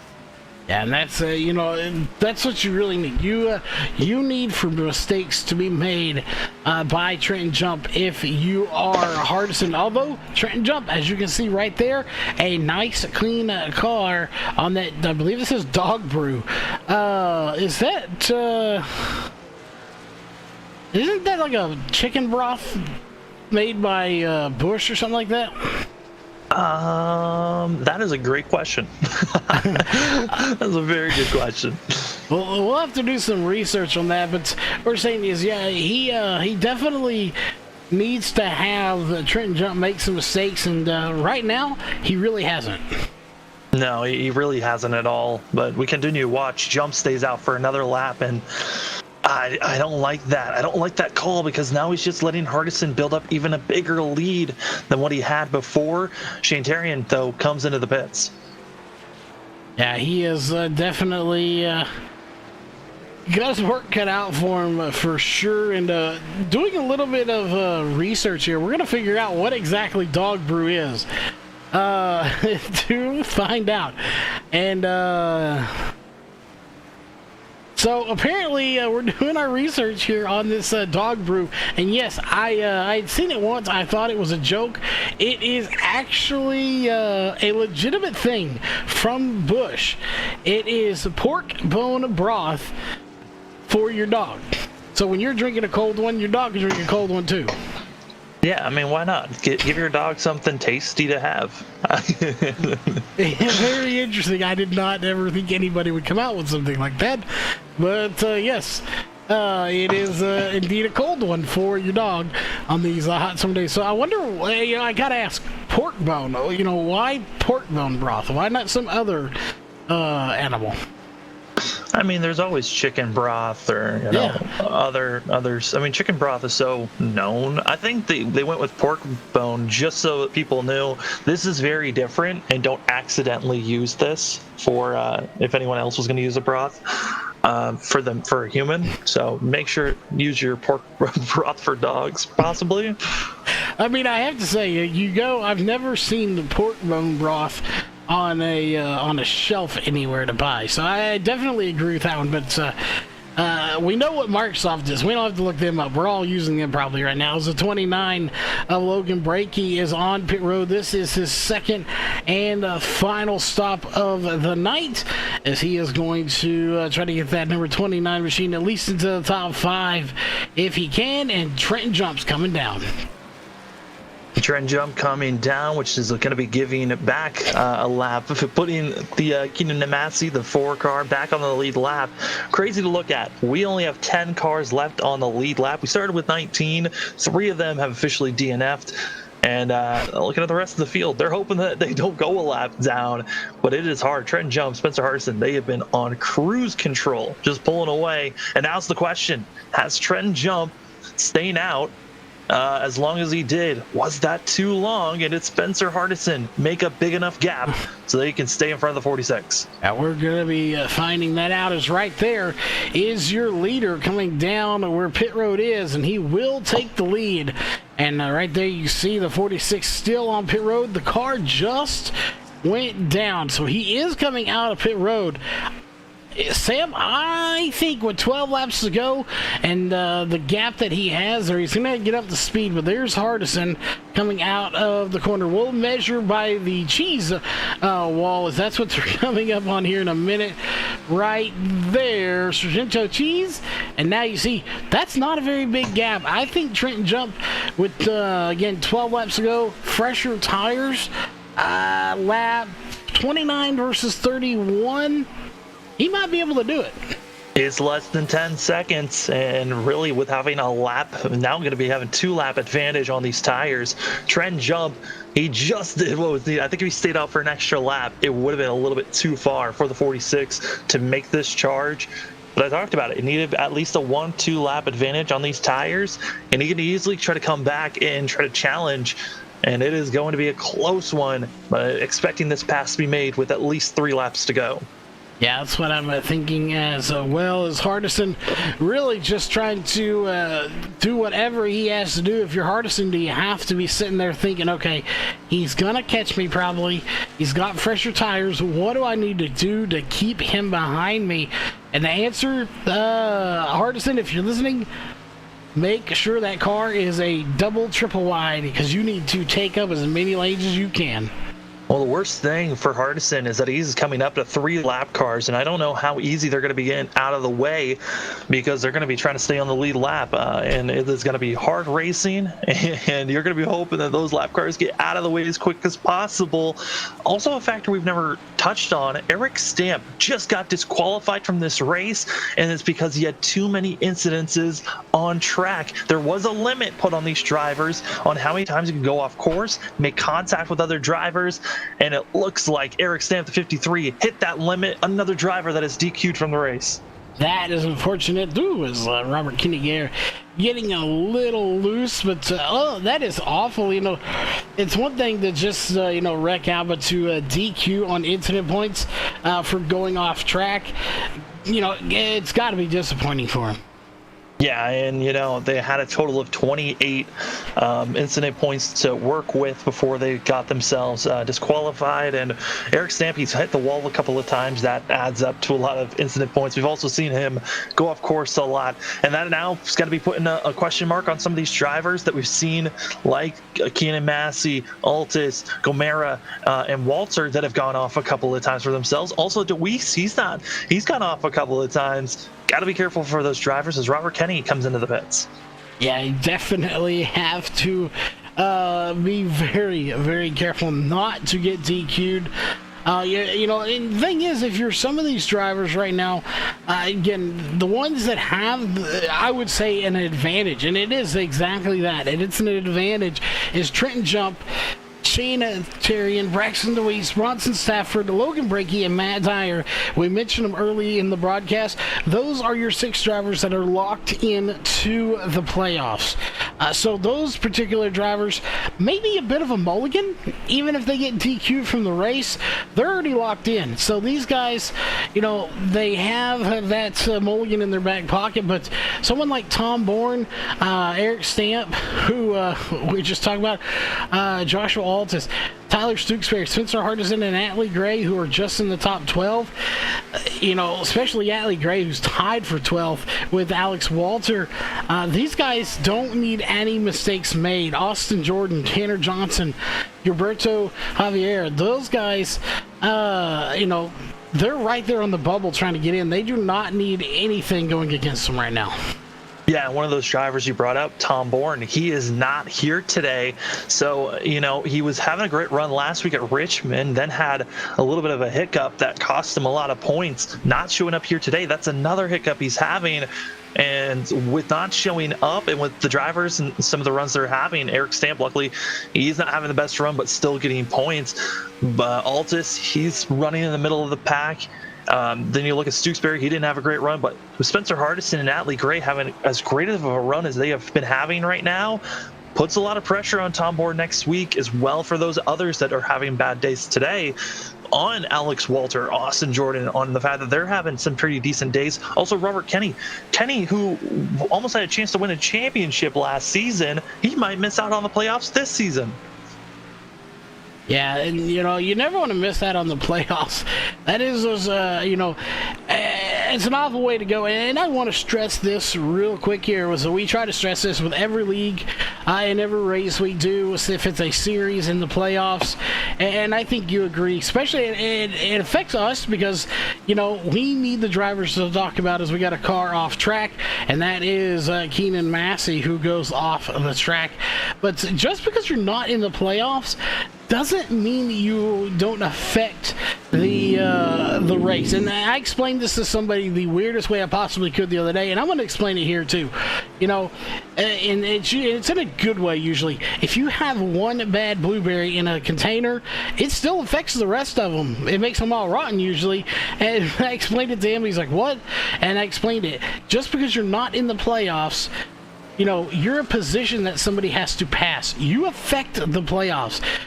So these guys that don't make the playoffs here in 2 weeks, we urge them, show up and race anyway, even if you're not in the playoffs, because you do affect the playoffs by having more positions for these drivers to pass. Yeah, you give some of those drivers that have long shots going from I could possibly point myself in to I'm in a must-win scenario, and just because you're not showing up, it is so dramatic on how having a bigger field can really change the fact of the playoffs and how they can react. But yeah, I know for a lot of drivers, they like to get out of here, but as we're watching on screen, Trenton Jump got a wall of drivers that he's got to figure out how to get by, but luckily 10 laps to go, and with 10 laps to go, still plenty of time, less than 5 seconds is the gap, and the difference on pace, 2 seconds per lap. That is incredible pace by Trenton Jump over Spencer Hardison. Yeah, that's what we're watching right now is Gilberto Javier coming down to pit road, Ryan Huff coming down pit road, Trenton Jump still trying to run down that gap, 5.8 seconds. It was 5.0 as Spencer Hardison just gained 0.8 on your second place driver Trenton Jump, but then again, he was going by the lap car of the 5, so he's still got a little bit of time, but time is running out here as we're 9 laps to go. Yeah, and this is this is go time for all those drivers. Right now, I think Keenan Massey as well as Alex Walter should be. They still need to pit at least one more time to finish out this race. But for everyone else, they're good to make it to the green. I mean, make it to the checkers, and. This is when things get dramatic. I was looking at Shane Terry, and I thought maybe he's been doing the same strategy of pitting a lap after Atlee Gray, and it's been working out for himself to catch up to the 96. But I think that last time he hit the tire barriers might have hurt his engine. He's not running as fast as he once was, but he certainly is going to put his best effort forward to try to run down Atlee Gray for a top 3 finish. But for those that are up front between Spencer Hardison and as well Trenton Jump, this is going to be a tall order for themselves as Logan Brakey, you see there, goes off for the 29. Yeah, the guys are just, again, they're struggling here to say, to put it nicely. And these guys knew they were going to come in. This is nothing new. When we say they're struggling, these guys knew they were going to struggle to come into a road course, especially one. Oh, there goes Trenton Jump on those fresher tires. He cuts it sideways, and that's going to hurt him just a little bit. How much is going to hurt him, I don't know. But just like that, we're talking about struggling. Even people that have been having good days are starting to struggle just a little bit. Yeah, and this was the factor that I was talking about, is that pressure to run quick, to run down the driver in front of you for Trenton Jump. It's going to cost him, and he's going to make mistakes. Spencer Hardison, all he has to do is just run cleanly and make the 46 push harder to make those mistakes. It cost him about 3-4 tenths, that little bit of a slip up, but it might cost him even more because of the tire wear from a slide like that it's going to do moving forward. Yeah, it's definitely something that we'll just have to watch going forward for sure. And the gap now, 5.7, you know, I will say I thought Jump had a chance to get this. I think, unless something crazy happens, I think Spencer Hardison might have just upset and stole this race from Trenton Jump. The 3-pit strategy, I don't think is going to work out for Trenton Jump here. As much as he wanted it to, he's there. You can see right there, he is in striking distance, but I just don't know if he has enough time to do it. Yeah, it just looks a little bit too far now, especially with that slide. He is actually losing time, which is the biggest thing that is a big surprise. Spencer Hardison, he didn't make that slide. He's been running smooth, patient when getting by lap traffic. And Trenton Jump, that pressure might have been building up, and he's been finishing second a lot this season to Shane Terrian and others throughout the season. His 46 might be feeling that pressure once again. He won back at Kansas, but he might be feeling that I haven't won in a while, kind of an itch that he's feeling. Yeah, he definitely has the itch to try to get it. And we'll see 8 laps to go, 5.6. So, yeah, we'll do a napkin math here for you out there watching. It was 5.8, and it was 5.6. So, doing the math there, Sam, what would that put him about 2 seconds still behind, maybe 4-ish? I don't think that's going to be enough, but, you know, everybody makes a little mistake in every race. The question is Spencer Hardison going to make one that's big enough to allow Trenton Jump to get there? The other question is Shane Tarian going to run down Atlee Gray? That one is a sizable gap as well. Shane, I really think wants a top three. He almost deserves it to drive this car as well as he has with no hood on it and quite a bit of damage. Yeah, I mean, Shane has done a great job with adversity and the fortitude to keep on driving after clobbering that tire barrier wall on Canada Corner so many times this race. You know, one of the drivers, he qualified in second, thought maybe he had a top three car, which he did at one point, but all the times ever since he lost that hood, it has been a climb to try to catch up to Gray. And he did it once, then got into the wall again, and it's just the deficit is way too large to see the 38 try to catch up to Atlee Gray without Gray absolutely throwing this race away at some point. And same for Trenton Jump. I think the gap just a little bit too big. There really hasn't been a big enough gap, surge. It's about 0.3 a lap. That's going to be putting him probably about 2.5 seconds back from where Spencer Hardison's going to be once this race comes to a conclusion. It's just a rough day for himself. Speaking of other rough days, Braxton DeWeese, he had to come into pit road a lap ago, and he decided just to take the time to repair that car and get back out there, currently in 12th place, which he's been having a great consistent run, finishing in the top 5 and top 10 for most of the season. That's another ding that, these drivers, we're getting close to the playoff season. You don't want to have these types of slip-ups now. Yeah, this is the last thing you want to do is have a slip-up coming into playoffs.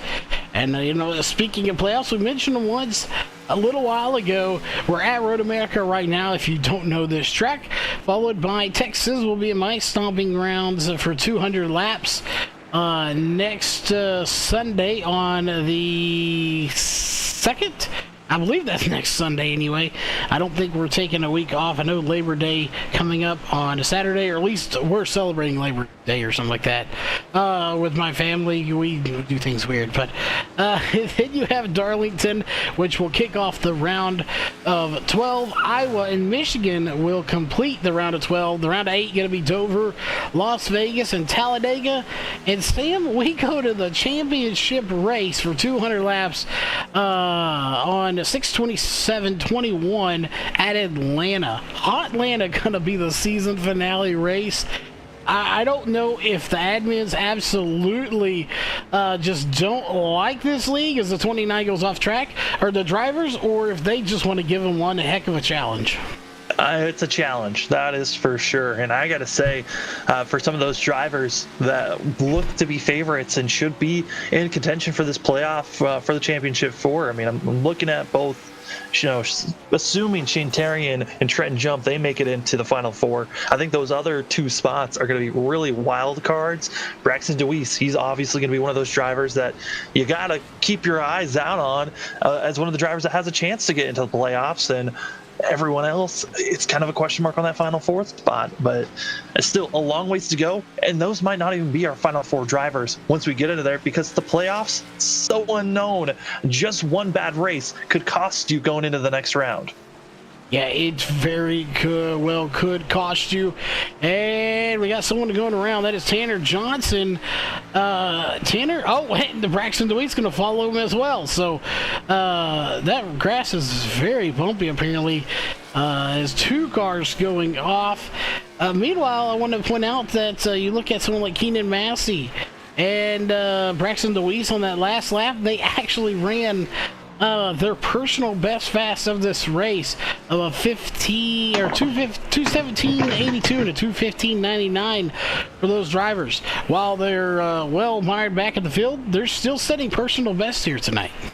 Yeah, I mean, why not? They came in, they pitted a little bit later than what everyone else was doing, so they didn't have to take as much fuel. Also going to have fresher tires, allowing them to really just start burning it down and going for a run here. And talking about times, Spencer Hardison slipped up somewhere that last lap. We'll see if this time around what the time difference is going to be. But it was over 5.5 seconds 2 laps ago, and now the difference is really shrunk. and it's now about 3/10 was gained that last time by. Trenton Jump still needs a lot more help if he's going to be getting up in battle for the lead. Needs Hardison to slip up and make some mistakes, and Hardison's hoping Jump makes some mistakes in that 46 car. Yeah, he is hoping, both of them are hoping the other one makes a mistake on track, and they can capitalize off of it. What you want to point out here, let's go on aboard here real quickly with Trenton Jump. And you can't see him. There he is, barely. You can actually see the leader in front of you.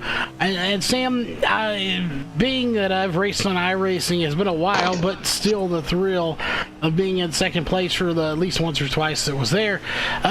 Running down the leader, you know, I would almost rather not even be able to see him than know that I can see him and I just can't run him down. That's almost just more disappointing for a second place finish than knowing that he's just checked out and left me than, you know, being able to see him. Yeah, I mean, for some drivers, they like to see the driver in front of them. It gives them a lot more motivation to run harder. And if a guy's just completely checked out, for some drivers, they like that because then they can just focus on their own race and not what's in front of them. You know, there's different styles on how you want to attack these road courses, especially when we get so spread out.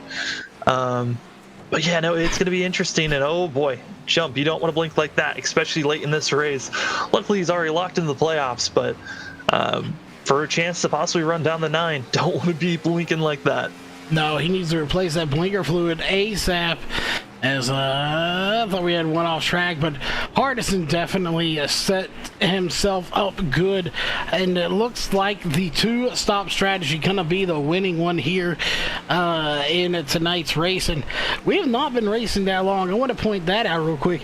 We have only been racing for about an hour and a half, actually a little over an hour and a half. 1 hour, 31 minutes, and 25 seconds. That we've been racing, and we're in the last closing, well, make it 4 laps as they come to the line. Yeah, I mean, it's been a real race for these drivers, trying to make sure that they were able to stay out there. And the time, you know, we touched on it, possible chance of them running out of time if there were a lot of cautions that came out. But luckily here at Road America and most road courses, full course cautions aren't a usual thing that comes out unless competition cautions are added by the admins, and it wasn't added. It was all letting the drivers race out, do their own strategies without interference of a caution flag, and I think it really worked out. You get to see Spencer Hardison's strategy that has put him in the lead right now, making Trenton Jump the fastest car on track all race long, try to run down the 9 because he went for the different strategies. 3 stops over 2. And it looks like 2 stops, and that really cutting out all that time you had to waste coming into pit road, waiting for your service. It was well worth it for the 9. You want to talk about just a minute just to show why Spencer Hardison isn't pulling away from Trenton Jump, and Trenton Jump's really not catching him either. Their last laps around this track, a 2:19.23 for Spencer Hardison, a 2:19.16 for Trenton Jump. So their lap times are roughly the same. So obviously, if you want to be able to catch Spencer Hardison, if you're Trenton Jump, you're going to want to be running significantly faster than him, and, you know, faster laps, and it's just not happening right now. Yeah, I've been watching Jump, and it really looks like, well, especially off of the slower corners where you have to really slow down, and it's about the exit out on how quick you can get out of the corners. He has been just full smashing it, getting the rear end, sliding and whipping around, and that is costing time. You really need a smooth exit out of the corner, build up the speed naturally to where, you know, you're able to carry more speed and not slowing down time by having that friction of your car sliding back and forth. It is hurting that of the 46, and he's actually lost about 2/10, if not 3/10 this lap because of how aggressive he's been getting off these corners. Jump really looked good, but it's been the mistakes, the pressure of trying to run down Spencer Hardison that has hurt the 46 from having a chance to win this race. And now he is crossing his fingers to see Spencer Hardison make an ultimate mistake here as we're coming 3 laps to go. And the difference, a little bit under 5 seconds. Yeah, definitely something to watch. Meanwhile, we looking at Tanner Johnson. He went off track there just a little bit, and actually that was a straight crash. Is what it says. Literally, timing and scoring says Tanner Johnson crashed. So we're gonna go back and take a look at it here in the Pulse Poppers replay as the laps are winding down, and see exactly what happened to that 23 machine. As we'll see, he takes us forward into the corner, and not happening here. It's going to be a little ways up, but this would be one of probably the worst incident that Tanner Johnson's been in. He's been off track, but Sam, he's really kept it to pretty much a clean car. Yeah, I mean, usually with Tanner Johnson, it's we're at super speedway races and he's up front. We're calling him there. If we're at other courses, we're calling him because he's caught up in a wreck. And here's that wreck they were talking about. Goes a little wide and sliding through turn 5. Luckily, didn't make any contact with any of the walls, but certainly a major slide, costing time and tire wear. But I think for Tanner, especially here at a road course, the least we're saying his name, probably the best in his eyes. Yeah, I would tend to agree with that assessment as well. And I bet he would as well for that. But 3 laps to go. It's going to be 2 when they come to the line. And keeping a look here, taking to see where our drivers are on the map. And our leader is fixing to come around a corner. And then he's going to have a decently long straightaway. Not really straight, but you can definitely get some speed built up for a little bit right about here. He's going to be able to get a little bit of speed. And he will just come all the way now, probably hit the brakes again. And it is a long, long straightaway. Halfway through it is going to be your 2 to go. Yeah, going up through Road America straight is that of Hardison, as well as Jump. Jump going to be coming across the line about 4.5 seconds back. So hasn't been able to gain any time. Man, it is all about running consistent times at this point. And I think it's a little bit too far back. It's all about mistakes. Really settle down those mistakes. Do want to look at some of the drivers, though, behind our front, too. Adley Gray, what a great run for this 96 team that was needing a good run for himself. Was the bubble driver, 12th in points, tied with Alex Walter. A 3rd place running for this team that is needing a good run. I mean, that is amazing to have. Yeah, it definitely is. And oh, Shane, hang on to it. Shane going off track, but right as I talk about how good he's doing, he goes off. But he's having a fantastic run here, all things considered. Missing the hood, had a butchered start, really bad there for him. So unfortunate there. But you got Austin Jordan putting on a good run. Robert Kinney, who again also had a bad start. Yeah, Kenny got shuffled all the way back to around 12th place, able to rebound, come back up to 6th. And for Kenny, he's gone off the track a handful of times since that initial incident, but he's just been Mr. Consistent. This is what got Robert Kenny into the playoffs last season. The consistency's been up and down so far this season for the 34. But certainly he's trying to continue on. He's going to need an amazing day next week if he's going to find himself in the playoffs, though. Yeah, he definitely is. And again, everybody really spread out. There's a little bit of a battle going on between Keenan Massey and Joshua Altus as they're running down right now. Shane Terrian in that 38 machine. Those two are putting on a battle that is mired back in the field right now for 9th and 10th position. Meanwhile, up front, Spencer Hardison. He is coming to the line here momentarily. He's coming around the corner, up the front, or up the straightaway, and he will take your CRN 1 to go. Yeah, Spencer Hardison, he came into this race 11th with a 15-point lead gap over the cutoff line, and he was needing a good day. He's got 1 pole coming into today's race, 3 top 5s, 4 top 10s, and if he somehow is able to win this race, another driver automatically locked into the playoffs, and he's going to be adding to the list of Trenton Jump, as well as Shane Terrian, Braxton DeWeese, Logan Brakey, Matt Dyer, and Bronson Stafford. That's already a stacked 6-car lineup. And to add Spencer Hardison, who's just been getting better week after week, that is a massive thing if he's able to hold hold on for the rest of this race. Yeah, he is just going to hang on. Again, it's not much time. It's 1 lap, but it's also 4 miles around this track. Lefts, rights, brakes, gas. That's a lot of things that could possibly go wrong if you are the 9 of Spencer Hardison. That gap, 3.733 seconds. You can see second place, but second place doesn't matter if you can see him if you can't pass him. Yeah, heading down, the hurry down into turn 8, a very sharp corner where we're seeing some drivers go off. This is the spot where I believe we saw at one point that of Stewksbury going off course. And now going to be going around the carousel. This is corner number 9 and 10. So he's coming close. Only a handful of corners to go for Spencer Hardison to get a win. And for Trenton Jump, heartbreak once again being one of the fastest cars at a road course, but it was strategy this time. Last time it was just mistakes. This has got to be such a tough loss, but they got to go through the toughest corner. This is Canada Corner where we've seen plenty of cars send it off into the dirt as Hardison takes it very gently through, making sure he doesn't make any mistakes, and now rocketing towards Thunder Valley. Yeah, he's just got to come through this little bend right here. I won't even call it a full corner, but technically is. And this is another one. This is his last chance he can possibly make a mistake here as he's going to go into the straightaway. And unless he just completely just blows the engine at this point, I think it's safe to say, and it is at this point, right there, that Spencer Hardison will be your race winner. Trenton Jump and Atlee Gray going to be your top 3. Those will be the 3 we're talking to here in just a little bit.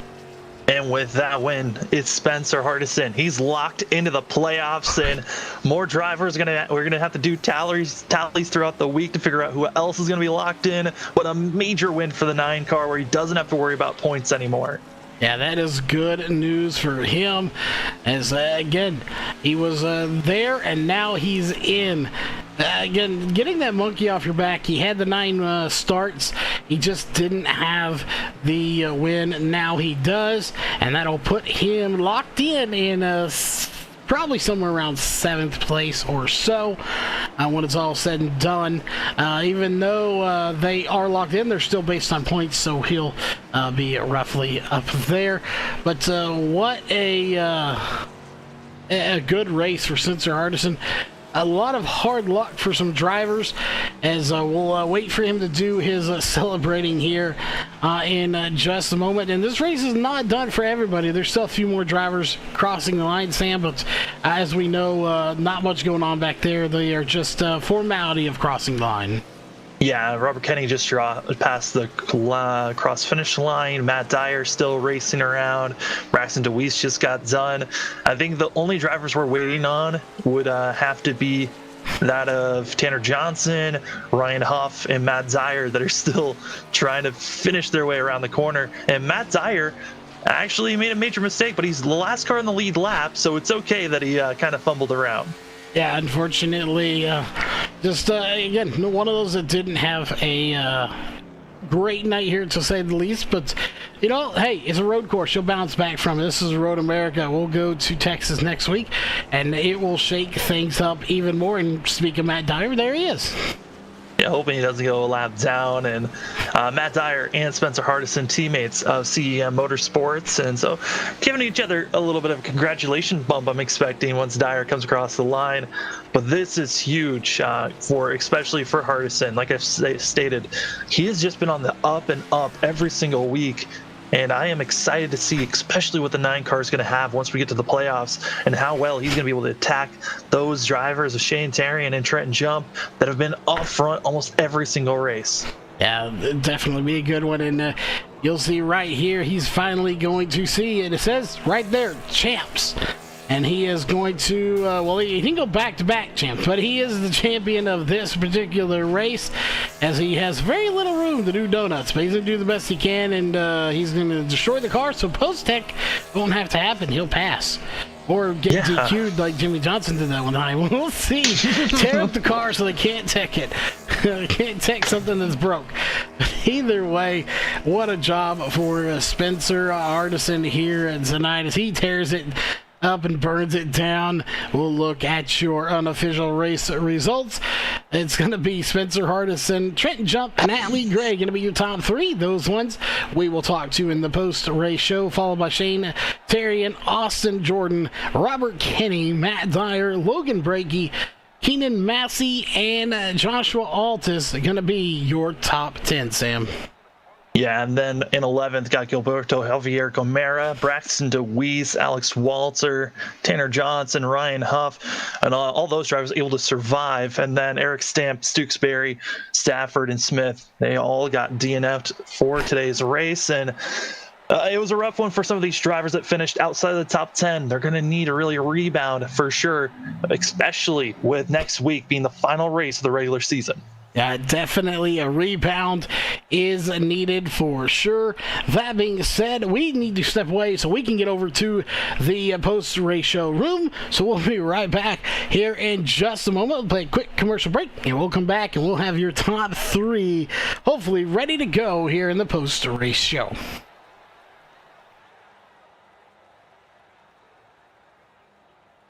ETE Reman is the world's best remanufacturer of transmissions for import and domestic cars and trucks. Based in Milwaukee, Wisconsin, our customers are repair shops, auto parts stores, dealerships, and distributors. And with 6 nationwide warehouses, we're where and when you need us. So when you're looking for a transmission that is like new, only better, instill confidence and install ETE Reman.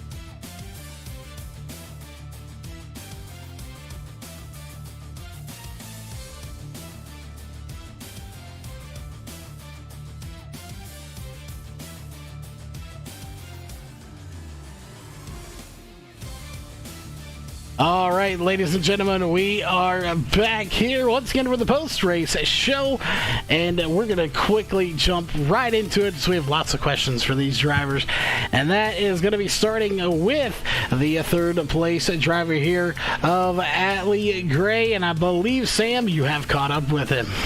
Yeah, Atlee Gray, a great run for yourself. Third place finish. We got to see you racing hard with Shane Terrian for a little bit there. How was it racing around the 38? It was definitely nervous knowing that he's always ran up front every week, but I tried not to get in his way. I knew like there's a couple times he came up real quick and I just kind of let him by, and then I think he just kept making mistakes, and I took advantage of that and then just got around him.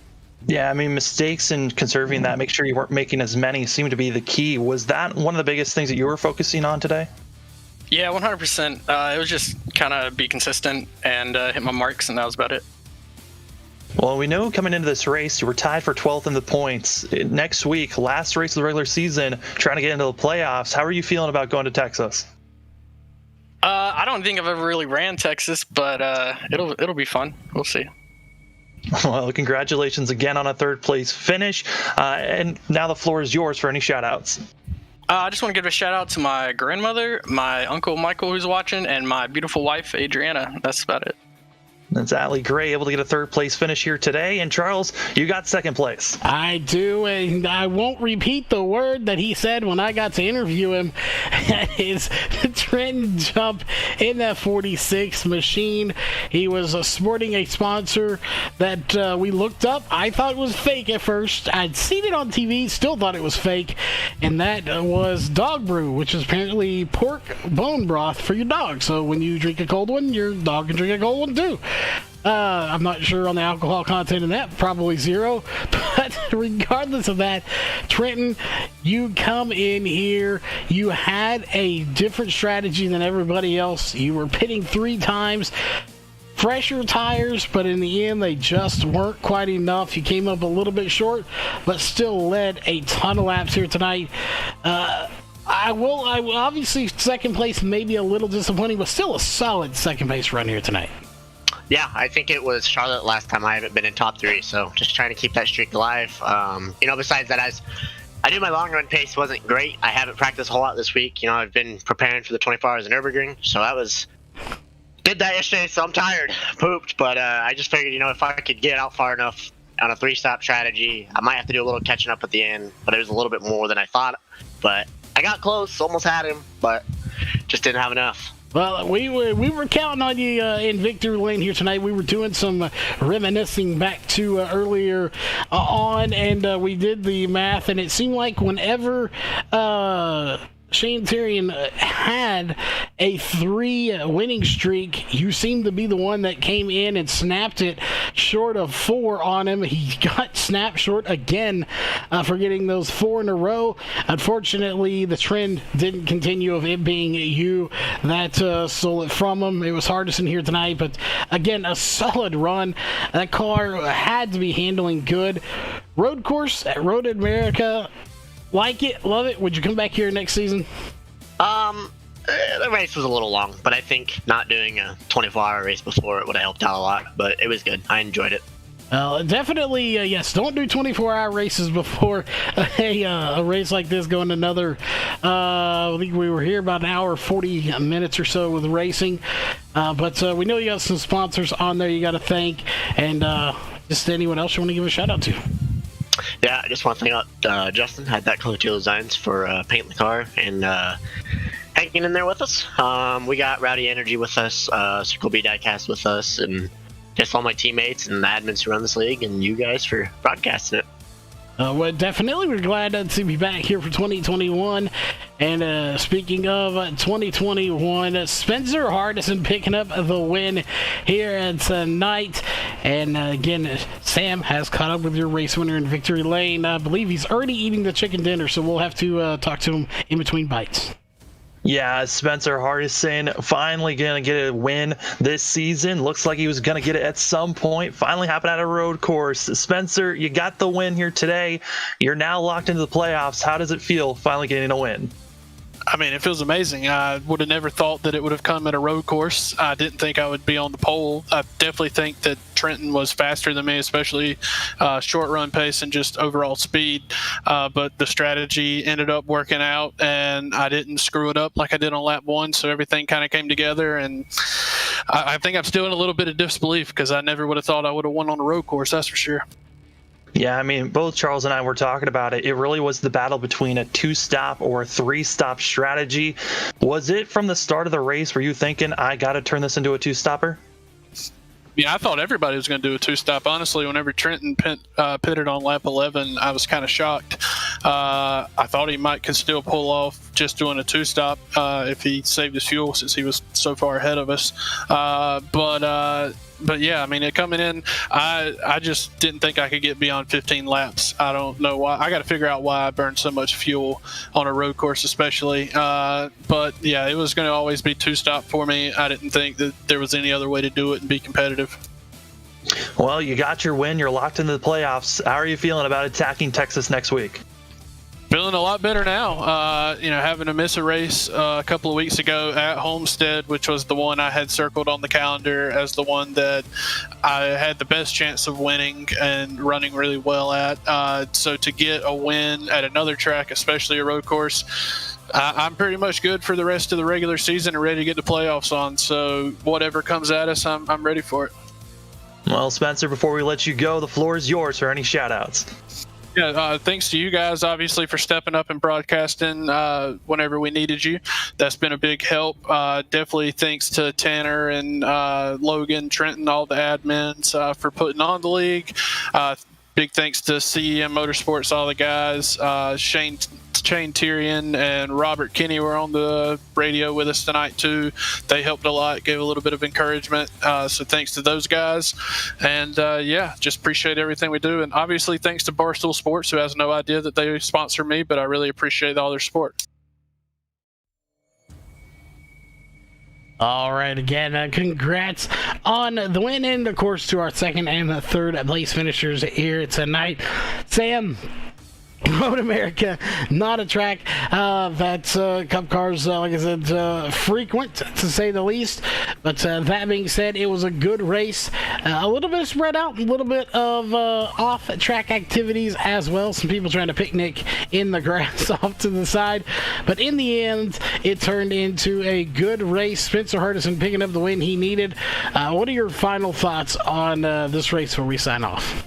Yeah, I mean, it was a great race. It turned into strategy. Which one was going to prevail? 3 stops or 2 stops? Saw that 2 stops, cutting out that extra time of going into pit road really helped. And that's what gave Spencer the win there. I think for everyone else in the field, though, they're ready for this race to be over. It was a long one, a lot of incident points of going off track, and they're ready for Texas, especially for those that are just around the bubble of making it into the playoffs next week. A lot of pressure and excited for it. Yeah, a lot of pressure indeed. That being said, it has been a great race here for the Adrenaline iRacing League. And on behalf of all the sponsors, Pulse Poppers, Reaper, Speed Labs, everybody involved in every aspect of this, we definitely hope you had a great race. And we will see you next Sunday night for this great race. Again, Texas is going to be a good race, Sam. I'm looking forward to that one. And again, we hope you enjoyed tonight's race, and we'll see you next Sunday.